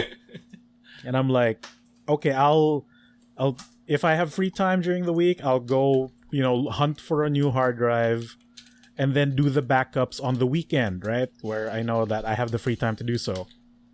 Nah. I get that warning on, I think, Monday night. Monday morning, but I did the thing, I did the works, and then on Tuesday, I foolishly did a check disk because that's what the internet was recommending, right? Right. Like, maybe you can salvage some things, maybe you can bypass that warning, and then, just keep it alive until the weekend. My mistake, because I think what happened was, because like disk checks can be really long, and there's also the risk of if the hard drive stops, then of course the disk check will stop, or it's just really taking its time going through the files, and I didn't know what's what. So I left it on for 5 hours doing a disk check. It was stuck on like step 4 of file number 300,000 blah blah blah for at least 2 hours. Okay. And I'm like, fuck it, I need to at least get something done for the day, right? Yeah. That was a bad move because I think during the disk check, it moved about some of the OS files during its check, and it's supposed to fix it at the end. Uh-oh. So yeah, it couldn't boot at all. Oh no. It Z- probably blue moved it screening. into some bad sectors. Yeah, Oh, or yeah. just moved it where it's not supposed to be and it couldn't find it, right? So that Tuesday, I was like, I need to, like, luckily I had enough money and I was able to find a hard drive to replace it and Yeah, actually baby. get everything done within the evening, and then I just worked extra to get some deliverables out. But yeah, suddenly that day I was shot 10,000 pesos. Oh, well, Ooh. Jesus, I thought you For were the upgrades. actually shot. I mean, yeah, at that point it might have been easier that way. I had to pay for the hard drive. Then you all know my PC it's so old that I was like, I'll just upgrade it. No, instead of upgrading it to like a modern OS, because it was still stuck in Windows 7.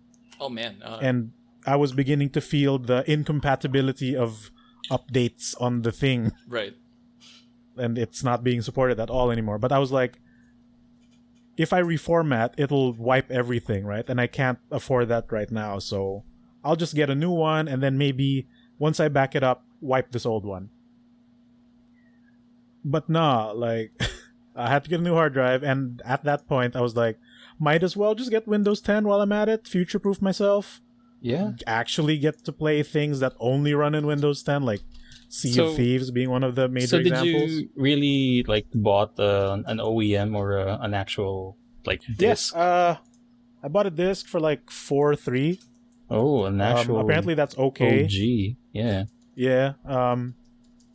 Apparently that's okay because also I asked for a home edition because I don't need the pro Yeah, you like don't functions. you don't get the you don't need the pro that much if you're Yeah, just I don't need the pro functions, using it and for- like the price is like 2,000 pesos more expensive. I'm like, Mhm. I'll just take the home. But then the dude, like, it was actually a little shady because Uh-huh. I go to this computer store and I ask like, oh, do you have Windows 10? And like, yeah, we have it. Here's the price again. Yeah. And I'm like, oh man, that's a little too expensive. Maybe I'll come back later. And he's like, this dude like facing away from the desk goes up to me and said, but I can contact our supplier and we can get it here for less than 2,000 pesos. Like Do it. 4-5 for home. And I'm like, all right, I can do that, and I need an OS because I foolishly did not create a Windows 10 installer prior to this, and the only way I could actually feasibly install Windows at this moment was through disk. Yeah. Right? Like I don't have any USBs with the OS in it. Actually, Miggy, it's good that the seller told you about that, because generally Windows OS installers here are overpriced by I think 5K or ganun. Basta laging ganun. Like if you're expecting it like MSRP is like 4K or 5K, yung benta nila palagi is 10K, which is stupid. Yeah. The initial shop I went to was selling it for 13. Ugh, and then the store was selling it for I think 6-5. And the Pro being 8 something. So this dude was like, we can get you like, bros, I can get it to you for 4-5 a home, fully licensed, blah blah blah. Just give me your burner phone. Burner phone's mine. He gave me his personal number, and then he would reach out to me in like 30 minutes. Like I'll get our driver to come over here with the disc, yo. So like I go around. I was also getting my hard drive installed at another store. So like I was just kicking it for like 30 minutes. And then when he messages me like, oh, the OS is here. Meet me. I was expecting to meet him in front of the store, right? Yeah. Whoa. It's like, meet me in front of the McDonald's near the exit. Wow. All right. Shady deals. Did he open his trunk? All right. Did you see a lot of... No, because the driver parked over there. And that's was how he he wearing handed over a trench coat? He had the driver he on might his have. It dome. was about to rain. He's wearing a beanie. But yeah, he gives me the thing. It was... Then he said like, oh, it's actually cheaper. 4.3 for the thing. And then it was Windows 10 Pro. Yeah. So I get the better version even though I don't need it at the SRP. So I guess that's cool. And yun nga, like, it worked. I was able to reinstall a new OS, got technically something running. And I also ended up buying, those HDD docks? Where you just, like, it's meant for, like, data capture and cloning hard drives. Instead of just an enclosure which permanently screws the thing inside it. Yeah. So I got that in hopes that I could recover some old files because, those recovery apps that exist like Recuva and whatnot, because I needed some of those files for work. So fucking good thing that worked out. Like I had to actually purchase new software to get those files. So it was asking like I was able to run one program that actually was able to read the old broken hard drive, and then the files are still there, right? But the free version has a limit of only 2 gigs of backup. I needed to get at least 6 out for the immediate thing. And of course, hopefully get like 800 gigs out after that. But the program was asking for $80 for like a license, and I was kind of considering it. But a quick Google search led to a Shopee link for an older version of the program from last year. Yep. At 150 pesos for a license. Oh, cool. What? Yeah. And it worked. It was slower than the other one, but it did the job. I was able to churn out some things for deliverables. Got to back up some stuff and spent the rest of the week slowly getting most of the data out of that hard drive. That's good. So yeah, that was a rough week, but it we pulled through. Thank God. I'm finally in the today times with the operating system. Hey, Windows 10. yeah. The future. I'm here. The future. The future. Oh my God. You have no idea. That was a trip. And I guess they the good thing is none of the bosses complained, like, oh, what did you do today? I didn't see you were working. Oh, okay. So I guess I pulled it off. You know, the The greatest perfect heist crime. ever. Perfect crime. The perfect drive. Oh my god. Yeah, I guess the next thing was I also upgraded RAM sticks, and boy, I Yeah. can actually do things now. Because Dude, my old complaints You was can like, oh, we're stream. streaming, we're on Discord, I can't run anything else. And even when it's just that and Audacity, there are moments when my Audacity would like flicker a bit and then slow down, which would make me off sync for a little bit, which is already a hassle. Now I got my new fucking Nintendo cartridge looking RAM sticks, in my favorite colors, blue. And it's like, why have I not been doing this entire time? Yeah. I can actually open Genshin Impact while being on Discord with OBS open, with 10 YouTube tabs, Facebook, and Netflix running. It's fucking crazy, right? You like Some more tabs on there, though. I was just about to say I don't know how Raffy does it. I don't know how Raffy has With 80 Chrome plus tabs. too, Raffy, it's you a different crazy, man. kind of hell when it comes to Raffy's Chrome. What I discovered, by the way, which I think was happening with Windows 7, it just had no way of showing it, is it would supplement RAM with virtual memory to compensate for, because it was just 8 gigs. Half of it was already being eaten by like the OS itself. So 4 gigs to play with, which is fucking nothing. And the virtual memory of using the hard drive as a supplement for RAM is what causes the slowdown. Windows 10 has a disk usage percentage meter in Task Manager. So as I was struggling with the 8 gigs, it would always be at 100%. And then fucking basic functions on Explorer would begin to fail even. Oh, wow. Like I couldn't click and drag files for a while until I reset Explorer. That's how nasty it was getting. And that's probably what helped like kill my hard drive faster. And I believe like when we play Rainbow Six, right, I would say like, oh, my screen is frozen. Right. It's not lag, it's just my PC is dying. Because maybe it's defragmented or not. I think it's the disk usage problem that was happening. Yeah. Like, oh, when somebody breaks a wall, like, oh, it's trying to find those broken wall assets somewhere. But for now, when I did that test with R6, it wasn't running into those problems. So I guess that was all I needed. Fucking RAM.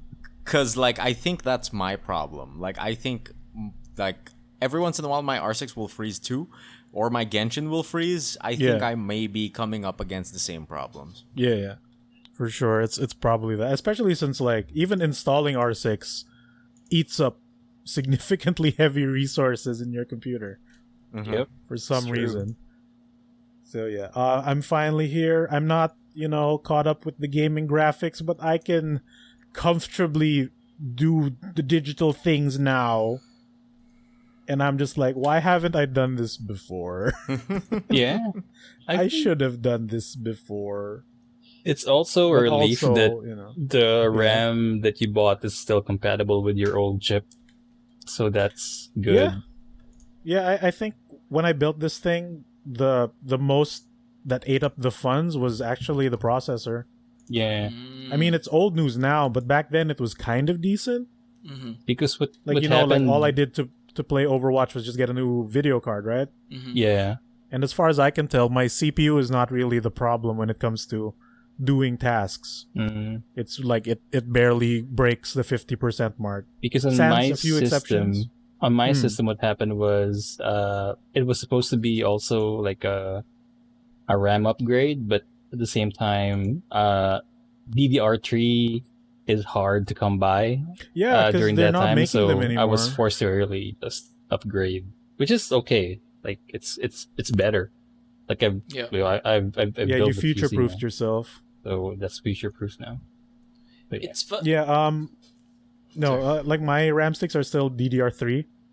And yeah, there was that moment where like nobody could find them because they're not, nobody's making them anymore.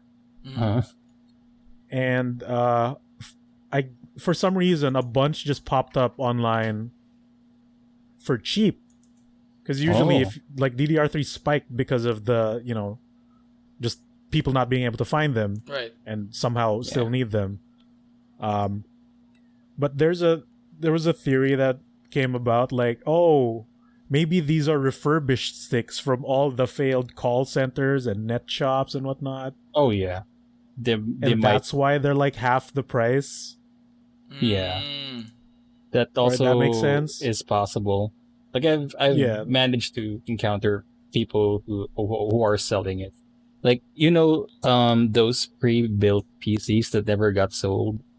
So Yeah. some sellers do Take 'em like apart. reassemble it or disassemble it and get some of the parts, which is Right, that kind makes of sense. risky.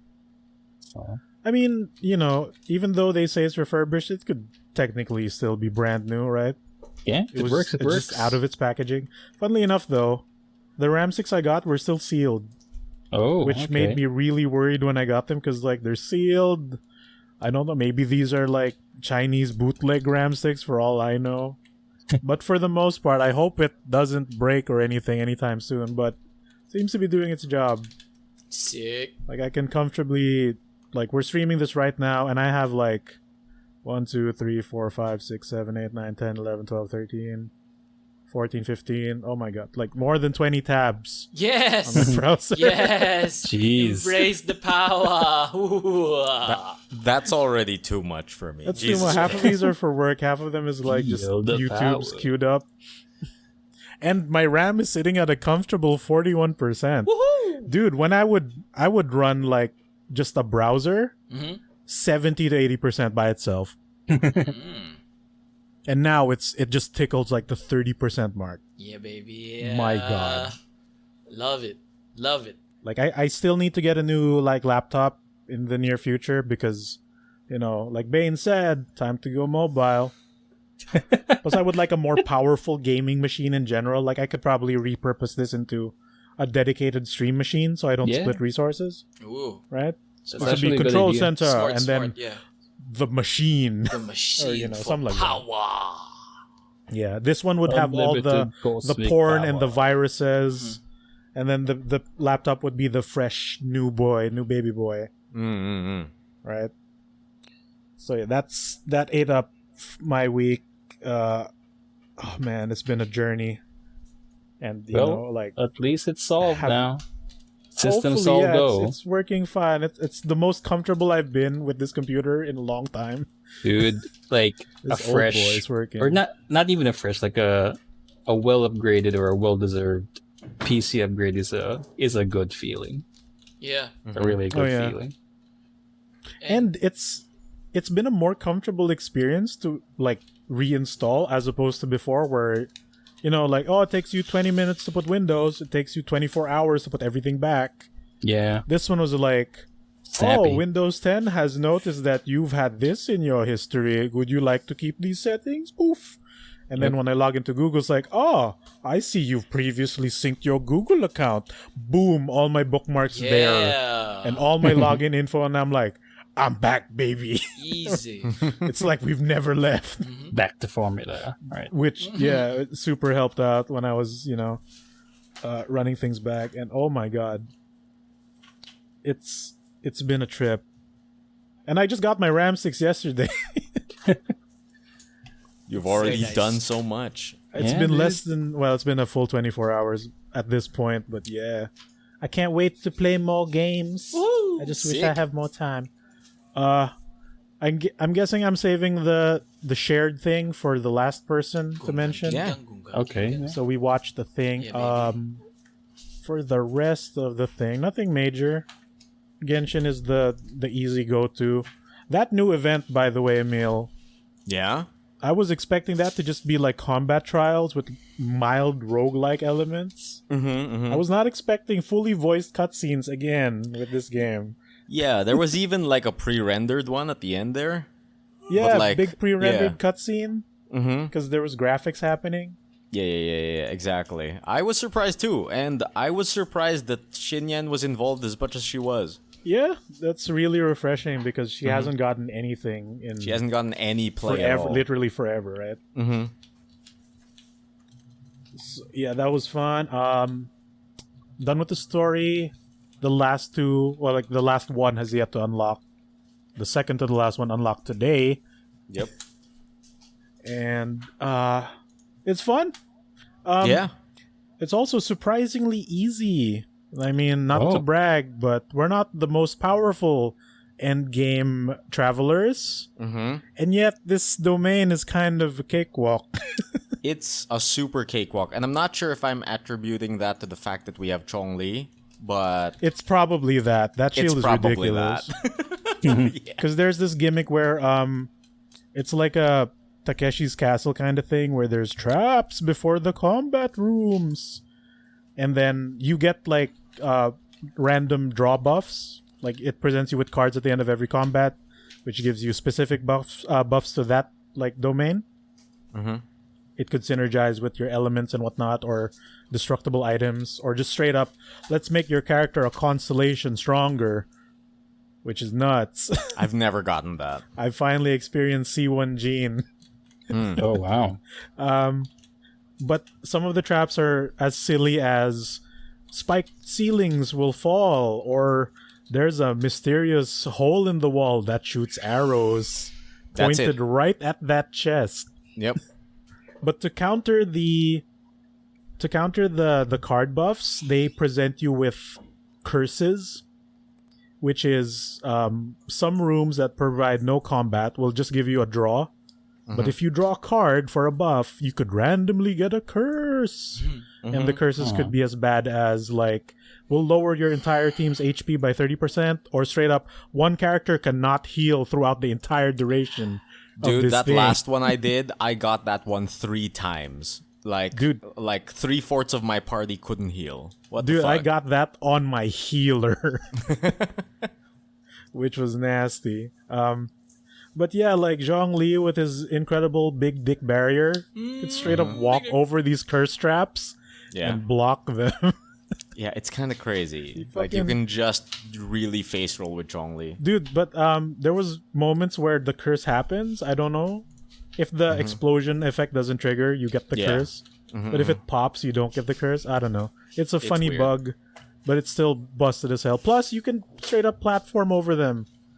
If you have someone to make a stepping stone, or if you have Yep. Kazuha to fly you over, Yep. or you can literally run around these traps if you see it. Yes. So that's a little silly. And with all these elemental buffs, it makes the actual combat significantly easier. Like, what do you call it? I've actually never had to use a card to get through the Dude, thing. I forget for the most of the domains because you have this little origami man Yeah. who's like flying and talking, and he's like, I'm tied to this mysterious domain. Find more pieces to make me stronger, to regain my memories. He has like magic to help you by putting down like Japanese charms, which will cause an elemental effect of some sort, either offensively or defensively. Yeah. Yeah, we don't need those, but Emile do them because they're absurdly stupid. Okay, gotcha. Because I've never used a single one. Because If you I just want wanted to to see if I Yeah. can get through it without using it. But yeah. If you want to get dumb elemental reactions, pop like 3 to 4 of them at the same time. Okay, I gotcha. I was able to trigger a glitch where there's what's the name of the tall abyss dudes? The lectors. The Lector. So there was a Thunder Lector. There was a Water Abyss Mage. So like, oh, it's a Water Shield and a Lightning Man. And the gimmick of the Lector is at a third of his life, you don't actually deal HP damage. He makes an elemental barrier, and that's what you have to destroy, right? Uh-huh. So if you don't have the hard counter, it takes forever to destroy him. Exactly. So I'm like, oh, a water dude, a lightning dude, I'll put down a fire trap, an ice trap, maybe another fire trap. And then my screen just flashes white, it chugs, and a bunch of numbers appear. Oh shit. And then the Lector puts on his shield, and then the shield life bar just like poop, poop, poop. It's Big gone. chunks disappear, and he's gone before the flashes even finish animating. Sick. Okay, I should try them out. What do you call it? I'm pretty much on cooldown with Genshin now that I've finished this event. Yeah, it's and cooldown time. What do you call it? For the next I will update. try to finish the rest of it But mostly, I'm just waiting for the next banners, man. Jeez. Yeah, we're finally gonna get Big Buff Man. Possibly the tallest character in the game. I'm saving up for my Oni Himbo. Dude who does like the fucking kabuki sounds. That's what sold me on that character. Dude, yeah, when you do his burst, he does the kabuki pose with the sounds and With the everything. drum sound, just the drum sound. No loud bass like explosion effect or whatnot. Like Yeah. in loud. It does It's the great. pose with the big Unga Bunga stone club. Yep. Can't wait for that. But like his moveset is just better Noel, isn't it? Kinda, yeah. Four Yeah, solid Better strikes. no. Yeah, Yep. it just hits you with a beat stick. But when he presses burst, it gets bigger. Yep, that's it. Like, what's his geo construct? Oh, he throws a rock at you. Yep. He throws a rock dog or something. Something like that. That's Goro who makes the rock dog. But yeah, that's the gaming I've been doing. Super Robot Wars 30 is out for all the people who care. I'm catching up with the old version, which is Super Robot Wars T, which came out a few years ago, and it's the only one who has Cowboy Bebop in it for some reason. Hey. Guys, Cowboy Bebop's a mecha show. I mean, Sunrise, right? Yeah, dude, I had no idea it was a Sunrise production, and it fucking shows. But alright, that's been me for the spooky Halloween is when your hard drive dies at the beginning of your work week. Oh, woo. That's the Yeah, that's spooky. Jesus scary. Christ, the That is worst scary. ghost. Back up your files, kids. Alright, who's next? We'll do I it. could probably Go. go next. Go for it. Do it. So, I have a busy week as usual, but I did watch a lot of shit. I did play just one game most of the fortnight. What? So I okay. played I more thought you played Metroid Fortnite. Dread, and it's I think this might be my game of the year. Whoa. It's that good. I'm not Dope. sure if you guys have checked the demo since the demo's already available now. So yeah, you I could actually have to get that. you could just download it on the Switch and check really? it out Holy yourselves. Shit. Yes. Yeah. Hell yes. But from last week I've described Metroid before to you guys. So Your first Metroid. yeah, my first Metroid because, new Switch boy. But yeah, the more I've been playing this game, it's I keep getting lost. I keep backtracking. I spend, I think, more than 6 hours already just trying to explore the game, and I'm really not in the middle of the game yet. Like I'm very far from finishing it. It's because I'm kind of new on the whole Metroid flow, or how do you explain it? Like the whole Metroid mechanics. You're experiencing and, the actual Metroid formula for the first time. yeah, And like it's nothing like Castlevania. yeah, it's nothing like Castlevania. It's this has a lot more It's punishing tight, ain't it? backtracking. It has more backtracking. It has some very interesting power-ups and abilities. Like I feel like I'm liking the power-ups here more than in a Castlevania game. Oh yeah, Like because Castlevania has the exploration. weapons.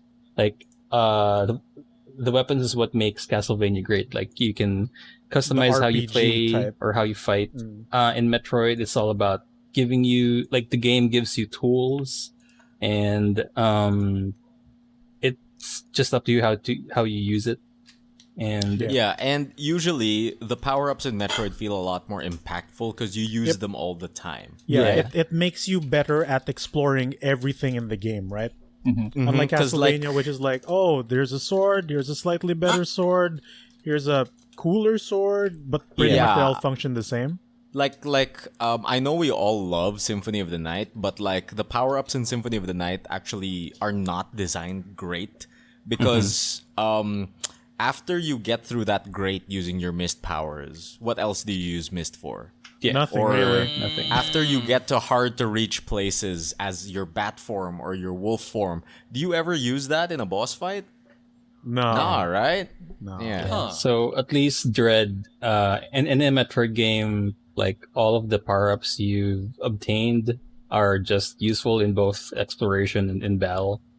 And I love the design that they put here in Dread. I'm not sure if they also did this on the previous Metroid games, where once you get the power-up, how the game designs the levels, it lets you use the power-up right away just to test it out. And you will know that once you get a power-up in a specific area, you have to check that area with your newfound power just to be sure. So it doesn't Classic. it doesn't like it does make you lost in a way that is like in Castlevania, where, for example, you get the bat morph power up in Castlevania, but the area where you have to use it is like 10 It's blocks from completely, the castle. it's on the So, opposite side of the map. yeah, in Metroid, what they do is they immediately let you use that power up. Yeah, So like use it to Yeah. get out of here type Yeah. of deal. use it to get out of here. Use it to check out To find this the next area. probable secret room that's just next to the room that you got the power up. So it's Yeah. really nice. Like Good. also, I can't stress this enough. The movement here is just game of the year material. Like immaculately good. Like it's snappy. It's probably the fastest Metroid has been. Like I've tried. Like I've tried the old Metroid games. Like I've tried Super Metroid. Super's very slow. compared It's to- it's not as fast as Metroid Dread. Dread is just fucking. It's just fucking fast. yeah, So, dude, that slide move is so good. the slide, Man slide? the ability to wall bounce by default and not be a power up. You all keep saying this. It's, something I noticed with you in the Contemplate chat. Like, oh man, I'm glad they put the wall jump, and like that's always been there. Is it? I don't know. Like it just used to be really hard to do until you get the power up. I see. Well, But like I- in Fusion, there was a trick where if you can master the controls to wall jump, like you wall jump to one side and the next side and the next side, as opposed to Mega Man who can climb the same wall. yeah. Right. If you find the areas where you can pull that off early in Fusion, you get a ton of power-ups early, which trivialize a lot of the early game. Sick. And speedrunners do that route. So like it's not just me, not being good enough. Well, it's that actually. Yeah. But like when Well- when seeing it's possible to do that, and I'm like, oh, I'm not crazy. I just suck. But yeah, like So, yeah, I'm glad what I it's meant easier to do here. what I meant by the double jump being available by default as opposed to being a power up or an ability that you get in the later stages of the game is like I'm comparing it to like Mega Man, where like most Mega Man games have wait, not Mega Man. Is it Mega Man or I think Devil May Cry, where wall jumps or double jumps are something that you have to obtain at the later part of the game Yeah. and not set by default. So it's just something that felt very good and user friendly because like I can see that. double jump is, I mean, wall jumping is suddenly available by default. Like that's something that's like a godsend in platforming. So something like that. But yeah, I've been that's basically my whole like gaming Fortnite. It's just Dread. I try to play it as much as I can, but yeah, this is basically my game of the year, if ever. No, I'm not dude, sure like, what. Yep. because the way you've been describing your Dread experience, especially like since it's in chunks, Mhm. and like your sense of wonder as you've been going through this game is kind of exactly how I experienced Fusion back in the day.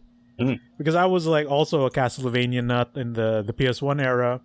Then I got my Game Boy Advance and played Fusion like in like late high school.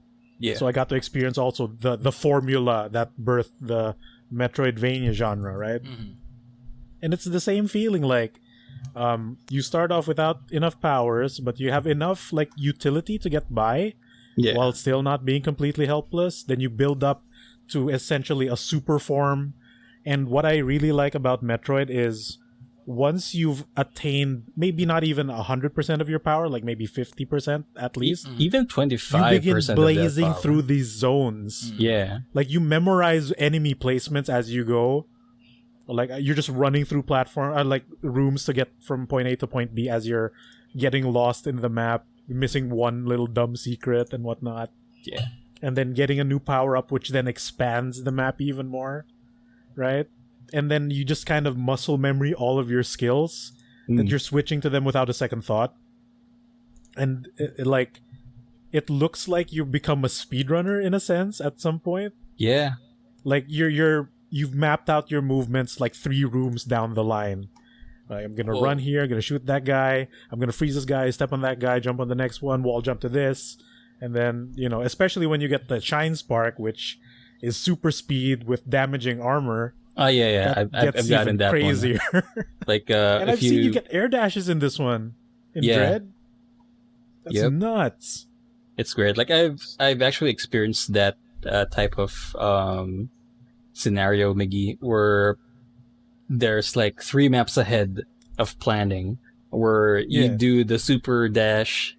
So you charge up your super dash, go into 2 areas, bounce off the other to just get into this one thing that you can't reach unless you super one dash little it. dumb room. Yeah. So it's really satisfying to do that. Like super satisfying. Also I'm not sure if they also do this in the previous Metroids, but while you're super dashing, you can also super slide, super jump. Oh, you can but slide. Super slide is good because once you super slide, it transitions to morph to Morpho Ball. Into ball. It's like so. Sick. It's super Can you keep speed. the shine in ball. Yeah. Oh fuck, that sounds so cool. that's something to like chain together or chain into. So it's nice. It's really nice. Like this. Oh man. Like I'm really glad that they went back into this type of 2D Metroidvania formula. Like it's been a while since like our people last are one, saying literally. people are saying that Metroid Prime is good or Super Metroid is good, but like it's between the first person Metroid and the second in 2D platforming Metroid, but right. It's been a while since we've had this type of Metroid. So it's really nice. I used to be at the team where like we need a new Metroid Prime, which we still do. But literally, this is the mainline Metroid entry. The peak. Prime is actually like a side story that is okay to not even exist, like story-wise. But of course, that's the big AAA looking one, right? Which kind of shows like how technology has evolved and whatnot. And I would still like to see a new Prime within this console generation, please. Oh yeah, especially since they've been promising that for like the last 2 consoles as well. Like after playing this, I'm game for Metroid Prime, like a new Metroid Prime. Yeah. Like I'm really happy that a mainline Metroid with the formula is back and at an accessible system, because the remake of 2 was on the fucking 3DS, which no one has. Oh no! And no one wants to revisit, even though I own one. I don't want to open that thing anymore. And it being a really good modern update. And for fuck's sake, dude, think about how the mainline timeline has been. Fusion came out in 2003. Yeah. And this is the first direct sequel to Fusion. And it's like the Street Fighter 4 Metroid or something like that.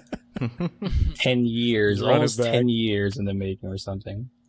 Or more. I'm really happy at how cool this one is. I can't wait. Yeah, go check out the demo. It's really fun. Yeah, dude, like this game has been converting friends into like Metroid fans all of a sudden.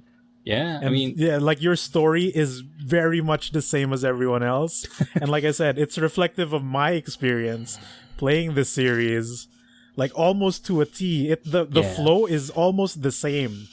Can't believe fucking the morph. I'm surprised the morph ball comes really late, but then again, you have that new slide. But like, the fucking thermal suit is a problem. The triple plasma beam is a thing. Fucking new missiles and whatnot. Exact Dude, same formula, and it's amazing. this is what I missed when I was asked between a Sega Genesis or a Super NES. All those years ago. I could have There you played Super Metroid before. Instead, I chose the Hedgehog, dude. I chose the power. Chose the hog. I chose Michael Jackson. I chose the Moonwalker. No. Remember, you chose Phantom 2040. That's what you chose. I mean, I didn't play it. Sorry. We need to convert Emile into a Metroid boy too, so he can shut up. Oh my god, dude. Whoa. I'm just happy that I'm getting to experience all these Nintendo IPs. Like, I was inching it. Like, I was methodically trying to inch in closer to full-on Nintendo boy.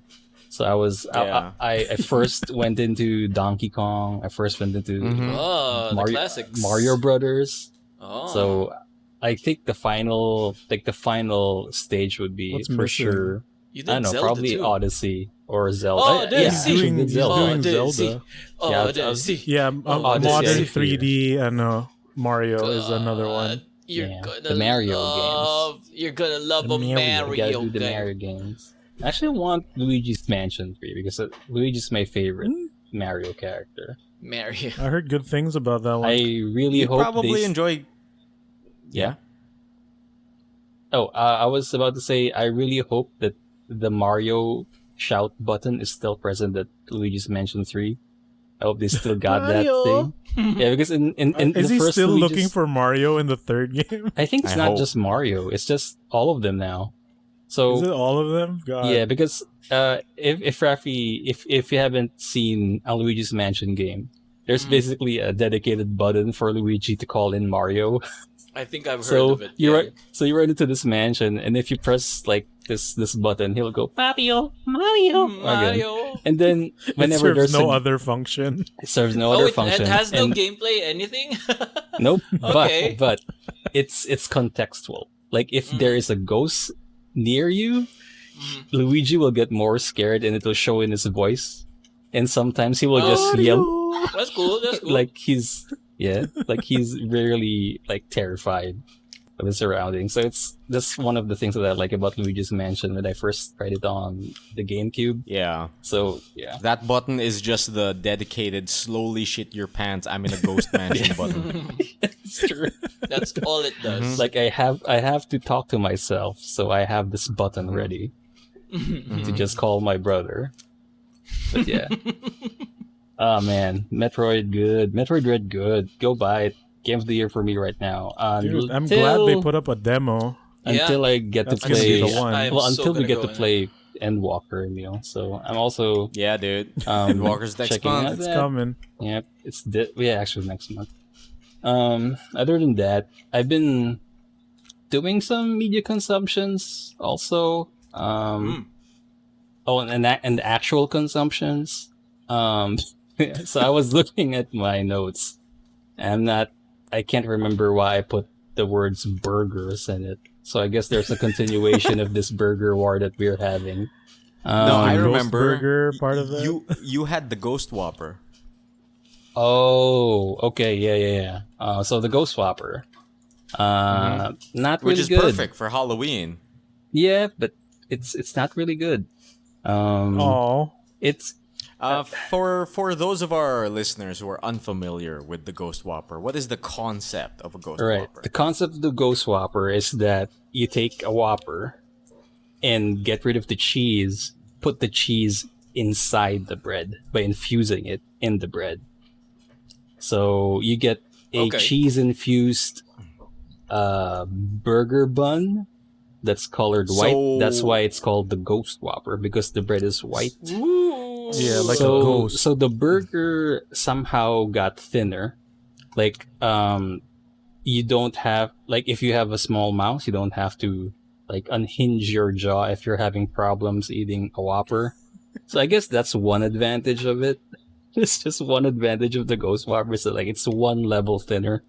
than a normal Whopper. But it's still the same. Like it still has the same ingredients minus the actual cheese. So You know, that the way you describe it just sounds like a cheese top burger with extra steps. Instead of on top of the burger, they just meld it into the bun. Don't you yeah, put something that like evil on that. us. But it's That not was an really just a atrocious cheese invention. on top. Like it's in the dough. So Yeah, it's infused. It's like infused. the It's part of the dough. it's the natural evolution of the cheese top. Maybe is it? Could it be? Because when I tasted No, it, like, I felt disappointment. I mean, if you think about it, if you leave the cheese on top of a burger bun long enough, it will infuse itself. So, like, Who's that's really at what's fault? in my head. That's it the has a natural progression of They things. use a special kind of cheese though. Like it's like white cheddar, I think. Oh, okay. So it's a different tasting cheese. So the levels of saltiness is also different. It's a bit blander than your regular cheese. So The thing I don't understand is why the white bun is a selling point, because to me that just screams this bun doesn't taste like anything. yeah, because this one is raw. Or it Usually- looks raw. you want the brown spots. You want Yeah. like the good bits. You want the toasty bits, but you're selling me this pale ass bun Yeah. that is quote unquote looks- infused with cheese. Yeah. But then again, And I'm Emile, like, it's Halloween what? time. That's why it's Yeah, called the but- Ghost Burger. I mean, It oh. is Dude, aesthetically for that effect. I honestly thought it was a ghost burger because it's spicy with ghost peppers. Oh, that would be a See, good that's where Ghost my mind Burger, went. though. That's where my mind went. And when I Yeah. was told that it was not the case, and the only reason it's called the Ghost Whopper is because of its white ass It's buns, ghostly white. I was like, Yeah. not sure I'm biting on this, Burger King. It looks less appealing than the black burger they released for some reason. Yeah.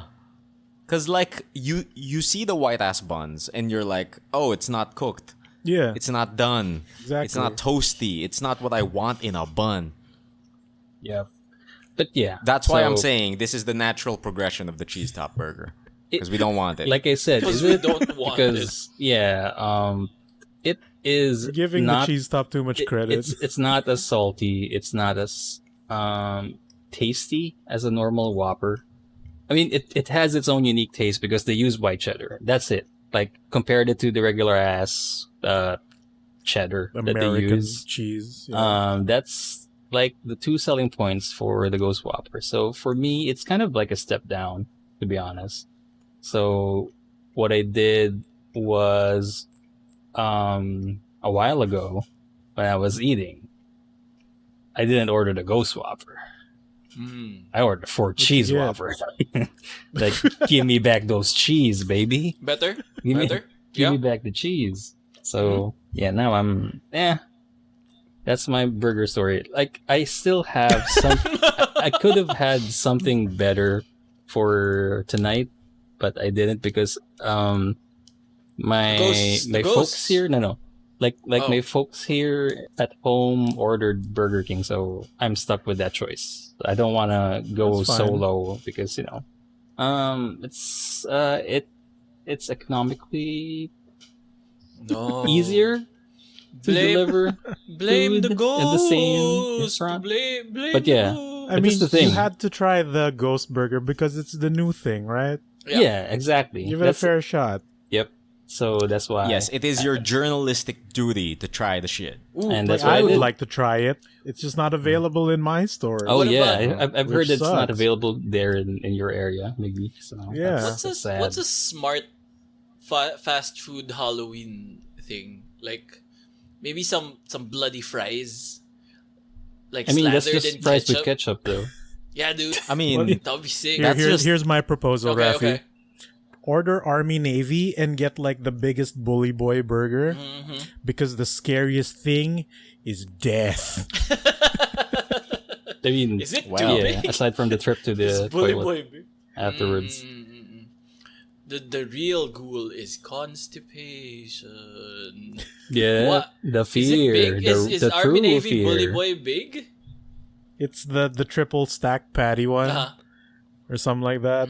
Yeah, And yeah, your heart's gonna explode.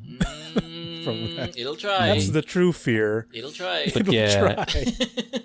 won't let my it. goal, my original goal is still tied to the McDonald's dilemma that we all have last episode, which is what's the best McDonald's The burger? war's still going. And we kind of answered that, right? Like We've- it's still the McGangbang, right?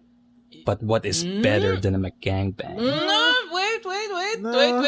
There's some. Double Oh, is cheese, it? baby. There's some we revisionist didn't say- history here. No. It's Yeah, not McGangbang. I remember Okay. us saying. No, it's not. I remember Double us saying we cheese. wouldn't order a McGangbang again. yeah. Oh, okay. It's okay. good, but So you it's know, still it's not economical. So it's still the double Not- cheese, right? Okay. Double cheese, yeah. Still Yeah. a double cheese. I'm still a And quarter we- pounder because I'm Okay, big, yeah, but- okay, but right. I both can't are remember good. now. I can't Both are remember good. now. Okay. Because You're that's just the thing. opening old wounds, man. Yes, there No, has no. been peace. This We is the threw thing, away this our thing. burger nukes.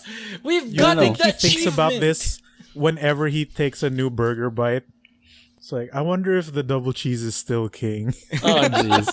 But here's the thing. Like, I remember now because we discussed what is wrong with the McGangbang, right? Because of it. It's small. It's small. It's not. It's Small. small It's yet tall. too tall. Yeah, and the and- McChicken and itself expensive. isn't as tasty or as Yeah, it doesn't really blend well. Yeah. The chicken and the beef The chicken. So- kind of cancel each other This out. the is- chicken is also this the is- smoke monster, right? this was my original plan for this episode.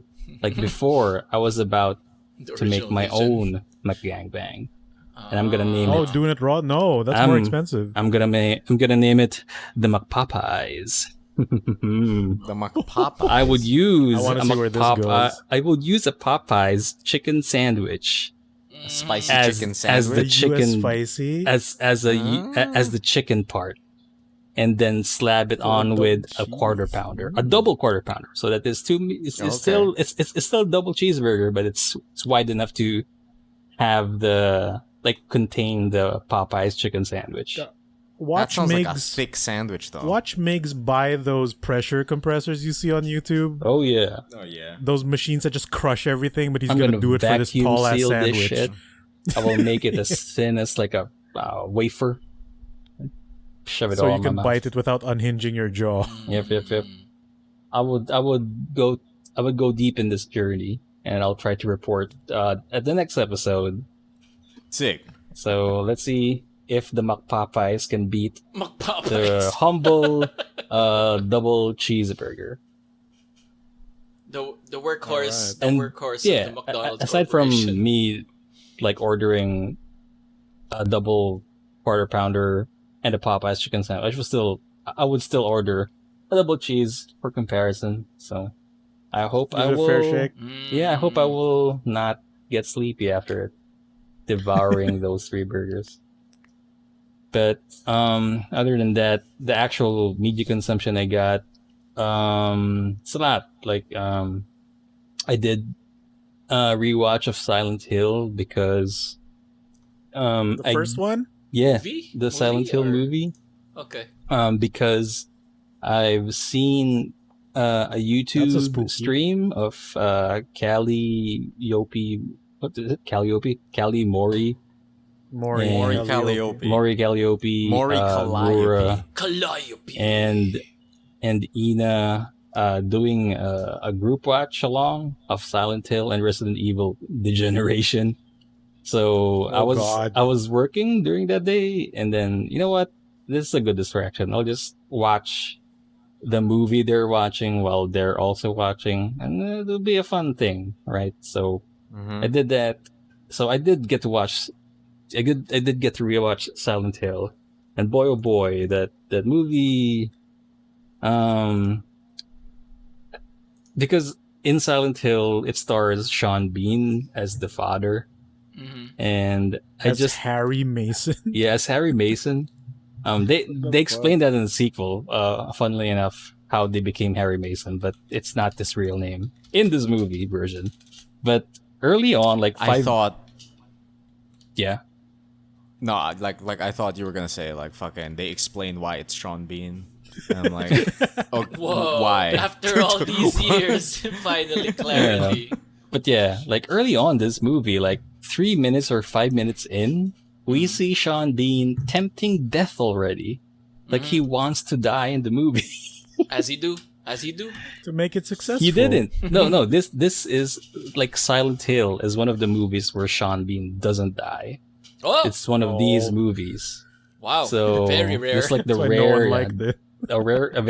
a very rare moment where Sean Bean didn't die. But in the first 3 minutes, he was already like nose to nose with an 18-wheeler passing by the highway, and he lived. He lived. So that's something. He's gotta have like a bonus, right? If he dies in a movie, I guess so. Like near miss, near miss 250. He gets boost. Yeah, plus 10. it's a on your near miss turbo. 250. Yeah, he has. give him some nitrous. He gets He got nitros. boost power. Oh man. Okay. So yeah, I've watched Silent Hill. Like I've watched this before in theaters. Like I was a fan. I liked the So movie. did I. Actually liked the movie. I feel like this is one of those video game movies where they kind of stick close to the aesthetic. So they did a lot of things that were in the movie. Like the first few minutes of Silent Hill 1, they kind of they kind of copied that scenario. So it's kind of cool. It's weird that Pyramid's here, but hey, they have to because Pyramid Head is Marketing. something. Yeah, Mhm. I really find it funny when Callie and Ina were doing a watch along on the stream. Like Ina called Pyramid Head Triangle Head instead, and it kind of sticks. So it's more Triangle Head. hilarious. Yeah, Triangle Head. And the You plot is fucking something. Triangle. Yeah, the plot is something. It's far it's far different than the first one. But at the same time, I kind of appreciate how they did adapt the Silent Hill lore or aesthetic and make a different Frankenstein of a story for it. And it kind of worked. And it had a really good ending, at least in my rose-tinted eyes back in the day. And even even after the rewatch, I feel like that's a good ending. Sean Bean lives, but at what cost? So Yeah. that's He dies in he's every dead. other Happens. movie, I guess. He's Yeah. dead inside. he's dead He's dead inside. inside, He yeah. is alone. He is sad. Mm-hmm. So Yeah. it's either That's how Sean Bean dies in that movie. Yeah, inside. you see, Okay. it's either Sean Bean interior dies death. or Sean Bean sad. So Mm-hmm. that's what Doesn't happened. he actually get canned in the sequel? Sean Bean Yeah, dies. and it's also weird Because because it's supposed to be SH3. in the sequel they didn't explain how Rose and Sharon got out of the Silent Hill dimension and back to the real world with Sean Bean. Because at the beginning of the second movie, which really sucks, it was Sean Bean and Heather, which is the child from before, Yeah.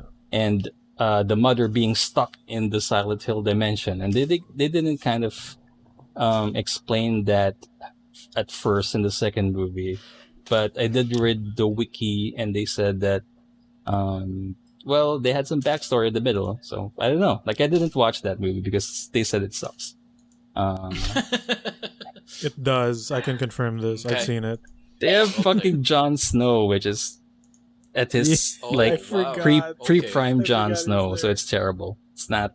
He doesn't know anything at all. So that's something too. Truly. Mhm. Prime, yeah. Other than Silent Hill, I also finally got to watch 7 properly. Oh, Like I haven't watched. yeah. Like because Nice. you guys didn't know this about me because I really haven't watched 7 properly, like from start to finish. I haven't watched 7. like I only watched like the first 15 minutes and then I forgot about it. And then I also watched the end, the final 5 minutes, No. like, which is first The fuck, why? because it's in What's in the it's the meme. box? Yeah. What's in the box? What's in the box? So I No so I wonder get to, you kept saying that all week. so I got to finally watch it. It's pretty good. good. It's, You know, I feel like this is where I feel like this is where True Detective got its ideas and its Ooh, I don't know, it's like its flavor. Okay. You know, Migs, fun fact, I haven't finished 7 either. I'm halfway. He's not even at the box yet. Oh, you don't know But what's you in the box. But you've watched the box. Like you watched the No. box scene. No! seen That's Oh. why I'm like, what the fuck? Okay. Well, It's fine. It's fine. it's No, funny no. because You're we've nothing. spoiled you, That's Emile, like no. an episode. It's fine. But yeah, It's a scene. it's fine. You'll forget about it. He might not remember. I don't. He's Yeah. giving a confused look right now. I mean, I'm notoriously good at forgetting. Yeah, baby. It's yeah, like yeah. the Sean Bean of the movie. so Yeah, okay. It's fine. Spoilers are fine. I will forget. Yeah, I will forget. So I yeah, will that's guarantee you that I will that's forget. basically it. Like that's my movie conceptions. So far I've Oh, good for you, man. I've watched a lot more junk because I'm also in a role. I'm also in pursuit of something that Emile's also looking for in Netflix, which is something Junkfood that TV. is just junk procedural. Plays in the Junk background? food procedural. Bullshit, yeah. Yes. A junk. He's named it. Shit. So, yeah, TM. It's a good trademark. Jump pursuit. Yeah. But Copyright. yeah, it's I'm just gonna do a quick rundown. I've watched season 3 of You. I've watched. All right. Fuck. I tried one I've- episode. I watched For Life, which is fucking masterpiece. That's my rec actually. I gotta get For on Life. that. I gotta get on that. I don't know. I've watched what's this? I feel like I've watched also this new animated Netflix cartoon featuring like parang Aztec or Mayan heroes. So it's kind of interesting Maya because and the it's three. yeah, Maya and the Three. Like it's made There for you go. Netflix and the budget for the animation is actually nice. Dope. And the voice cast is interesting. Like the casting is interesting. It has Danny Trejo, it has Diego Luna, it What the has hell? all Sweet. of the Latino actors and actresses or something like Sweet. that. I was So interested it's in that, interesting. Yeah. How was But it? yeah, You that's like it. Did you like- I'm not sure. Like it's I'm not sure. I'm appreciating the animation, but the Okay. story is kind of see. it's a kids thing, you know. Okay. Like I still have to watch 2 more episodes ago. But I'm It's a series? Yeah, it's a series. I'm I really thought it liking was the a animation movie. though. Okay. It's the animation is kind of Is this Good Raffy's for- Mr. Robot? for It's for Raffy's the movie. Mr. Robot. What the heck? So let's see. Like like I said, I really like the animation. Okay. Sick. Yeah, that's it. That's it for me. It's in the box. That's not we. Awesome. What's So in the I box? suppose I need to finish 7, number 1. And number 2, I'm gonna round out the weeks Yeah, for the baby, boys yeah. in this spooky Halloween time. Ooh. Submitted for the approval of the Good Trades Brigade. Society. I submit the death of one of my junk food procedural shows, Suits. Yes, finished it? I you have have, finished it off. Do you have a handful of magic sand ready No, I have to a throw into the fire? I have a handful of lawyer bullets to throw into the fire. Yeah. What do you call it? So I've finished Suits throughout these last 3 weeks. And So it ended, all like- 9 seasons, it ended. So It proper actually ending? ended. It's a proper ending. They wrap up everything. Oh, damn. And it was actually pretty satisfying. But at the Ooh. same time, I was like, oh no, I'm out of procedural. Wait, what do so I do? did you cry at the finale? No, not at all. It's exceedingly stupid. A lot of things happen. Dude, so many things gonna happen. Something is exceedingly stupid, yes. Dude, like Lewis gets married, Harvey gets married, everyone gets married. Like gets someone is pregnant, Wait. someone gives birth. Who did Harvey marry? Yeah. Donna? Donna, yes. Oh god, that's so predictable. what do you call it? And you know how they end it? It ends with Harvey Specter moving to Seattle. He leaves New York, and he joins what do you call joins it? the other Mike guy. Ross. he joins Mike Ross on sweet. his like good lawyering adventure, and throughout season 9, Mike Ross randomly shows up at very random times. Whoa, like They got him actual. back for the everywhere. final Like, run. is it Yeah. like what's this? So it's like a cameo, even like a Yeah, pass yeah, by? yeah. Yeah, They- yeah, yeah. Just like one episodes, What two the fuck? episodes, he'll just show up. And Really? like he'll Is be it- like, yo, long time no see, Harvey, sick. Oh, okay. But I for thought- some reason, Rachel never comes to visit because she married that prince Yeah. guy, right? Dude, Yeah. I thought they did like an Alfred Hitchcock thing where he's just in the background. No, You have to no, spot, no, like, no, you- no, no. You have to Buy do some a pretzels. Where's Waldo thing. Yeah. Like The worst Mike like Ross thing. Yeah, like he's actually in the show because it Okay. was super awkward in season 8. Because in season 8 they would talk about him, but he would never show up. Like Harvey would say, "I should call Mike," then he doesn't do it.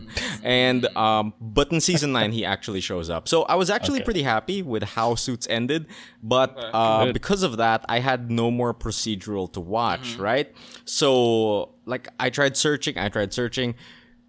Like How to Get Away with Murder really just pushes my buttons wrong. Really trying It to just try really, again? really pushes my butt. I tried again. Like What's in the I turned on fireplace? dude. I turned on an episode of How to Get Away with Murder, and it immediately started doing the flash murders, and I turned it off. I was like, I'm so sick of I your do not shit. need to see this again. I do not need to see this fucking bonfire again. What are you doing? How to Get Away with Murder?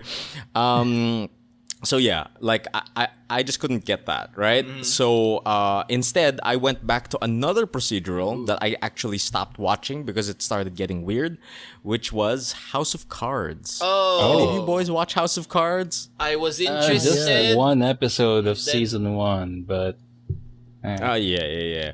House of Cards is interesting. Like I don't know how to describe it, but it's just like basic political drama, right? With Yeah. Kevin Spacey. this is like evil Kirkland. Like, what if yeah. Kirkland is evil and Yes, breaks the fourth so- wall? What? Yeah. He breaks the fourth wall a lot. Like Spacey will just at random the times camera? during the show look at the camera and talk to the audience about Yeah. what he's thinking. Like, and he'll tell go- monologues and stories. He'll suddenly go, look at this Look hack at these idiots. Yeah, look blah, at blah, these blah, blah, idiots. blah. Look at my Call of But Duty he'll say it game. in a charming southern accent. Yeah.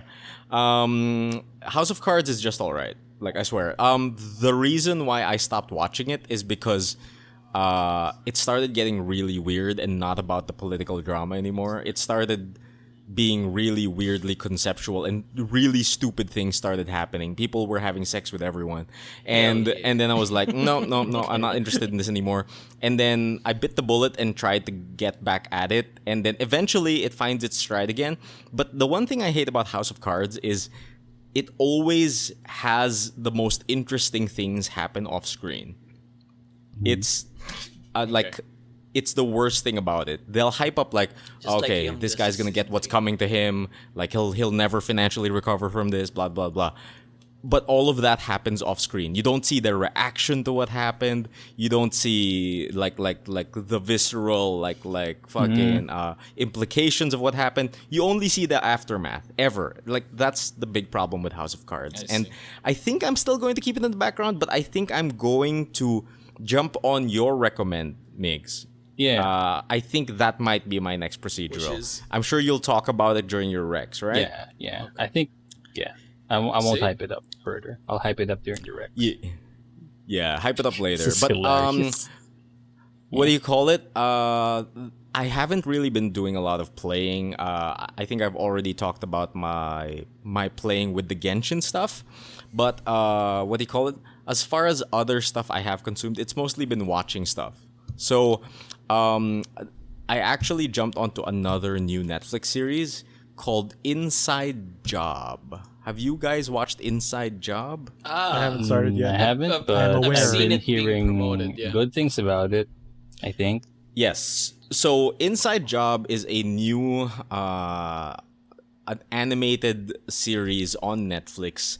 And it's the gist of it is it's like a workplace comedy, right? But it's about the shadow government that controls everything from behind the scenes. So its whole concept is all of the conspiracy theories are true, and these are the people who keep you from finding out, right? All right. Okay. Yep, Yeah. that's it. That's it. Okay. Yeah, that's the entire thing of the show. And the whole pedigree behind the show is that it is actually produced by Alex Hirsch, who is the creator of Gravity Falls. Who was also interested in all of that Illuminati bullshit in Gravity Falls, right? He's into like superstitious stuff. He's into like paranormal stories and shit like that. And I think this is just an extension of it, right? And So is this a more mature show than Gravity Falls? Like much like Yes, what yes. regular show is to like what's that? That Netflix show with close enough. Quentin... Characters flip the bird here, Migs. Yes. Okay. It is mature. And and they say fuck a lot. So okay. yeah. Rick and Morty Big style. boys. Yep. Big boy voices. And Big but boy words. this show is also what do you call it? This show was produced by Alex Hirsch, but it was created by Shion Takeuchi, which I actually had no idea who it was until I watched this. Okay. And apparently, Shion Takeuchi is a former writer from Gravity Falls. So, what do you call it? Shion and Alex worked together for this series. So, I guess that's the pedigree behind it. And I've watched like 3 episodes so far, and I've been enjoying it. It's pretty great. At its core, it's a workplace comedy, but it's set in like the secret society government, the like conspiracy theory bullshit. Yeah, that's mostly it. Like Right. I don't know how else to describe it without what do you call it? Spoiling anything or things like that. But what do you call it? One of the plot points in the first episode is that they want to replace the president with a robot so they can control the world. Okay. That's, And they get away with it, but they built the robot too good and it achieved sentience, and now it wants to destroy all humans, so they have to fix that. Stuff like that. Yeah, stuff like that happens. And it's great. I would probably recommend you watch it. I'm still going to keep watching it to see where it goes and how many where it gets episodes good. are there in that season? Like, is it procedural long? 24? Yeah, I'm actually not sure. Is it a full season or is it like an episode? Or if it's per week? if it's for Netflix, it's probably like 10 or 13 episodes long at least. If it's a full season. I think right now it's at 10 episodes. Okay. Yes, it's at 10 episodes. I've probably watched like 3 episodes so far. I'm going to try to finish it off. It seems fun. Also, Shion Takeuchi also wrote for a regular show for a little bit. Oh, did she? Oh, that's great. So Okay. Some of the scenario humor is very similar. Okay, okay, that's great. That's great. What do you call it? The characters, just so you can know what to expect, is the lead character is someone named Regan Ridley, and she's like the head of this like secret government division, whatever. Okay.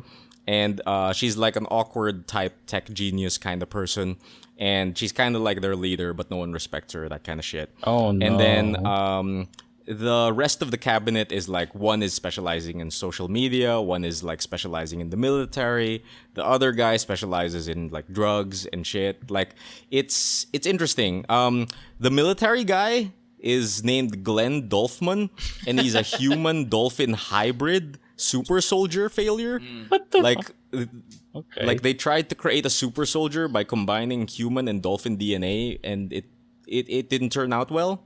Wow. Yeah. Okay. That's one of the characters there, for example. And so far I'm enjoying it. I'll probably watch a little bit more of Inside Job to see where it goes. Sick. And then what do you call it? Checking my notes. What do you call it? Before I get into the big thing, the only interesting real life thing that happened to me of late is I guested at a panel at Gamescom Asia. Hey. Yeah, it was pretty fun. We spoke on topics, stuff like that. But I think one of the most interesting things that I experienced there is that you know how in conventions they give you free stuff for speaking at conventions and stuff like that, right?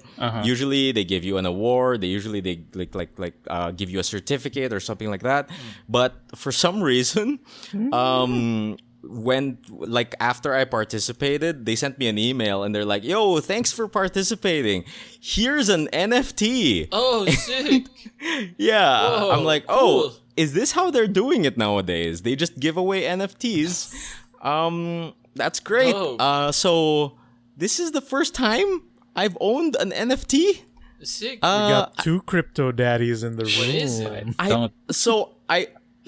What do I do? What do I do? I own an NFT now. What do I do? Nothing. Do any of you guys know? I Nothing. don't fucking know. Just You don't have to do anything. just sit it. Just sit it for a while. Sit on don't it. Just sit on it. Yeah, just Yeah. click it. Like it's a card. Just Like it's have like a it. trading card.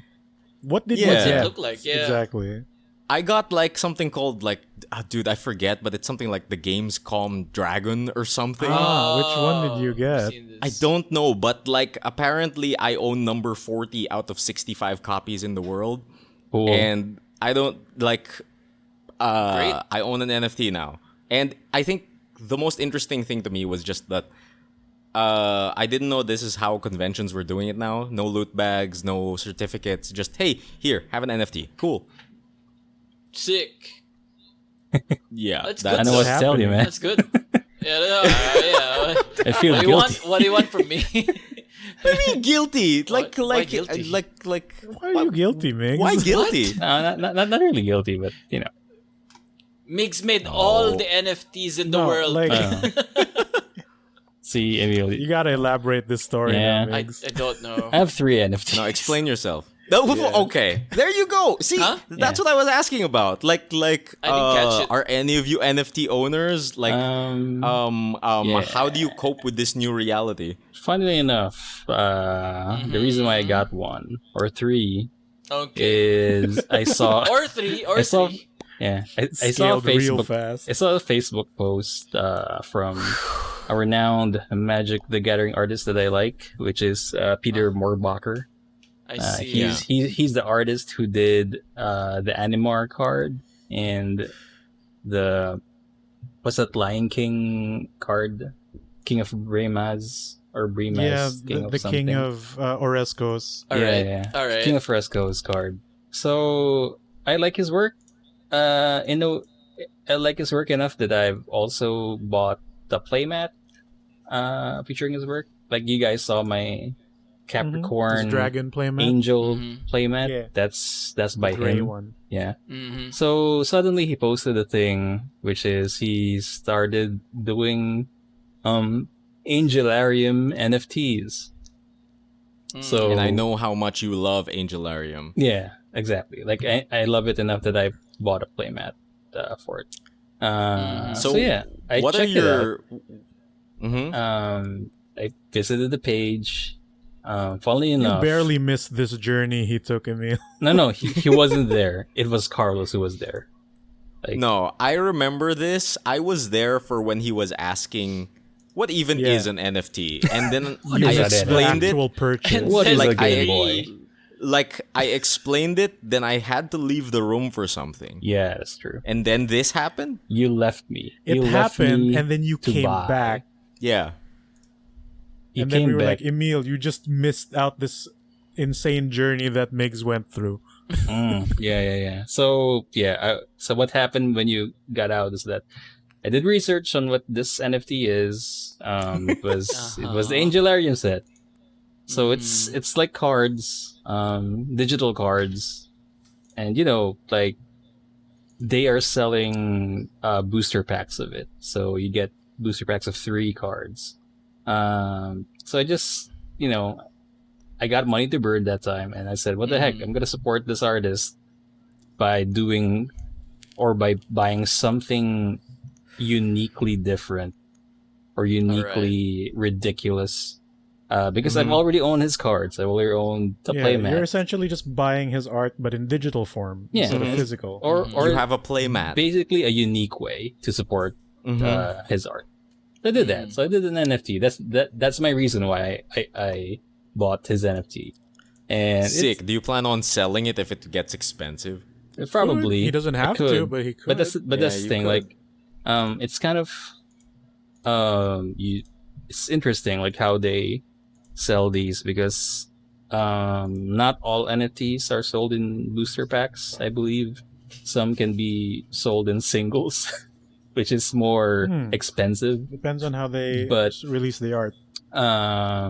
So yeah, they sold these in booster packs using Flow or FUSD, which is a cryptocurrency, which is sort of like a 1:1 rate. Like one FUSD is $1. So I bought it for $20, and Not bad. Three yeah, it's not pieces bad. of art for $20. 3 pieces bad. of crypto art for $20. And I think the sale is still ongoing. But the thing is, the packs are limited.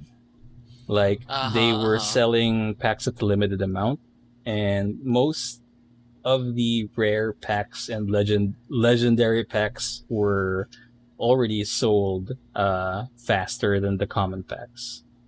So that's the thing. And surprisingly enough, if you sell one of the NFTs that the booster packs have, it will, ano lang, sakto lang. Like, sakto yung $20. Like, one NFT is mostly over $10.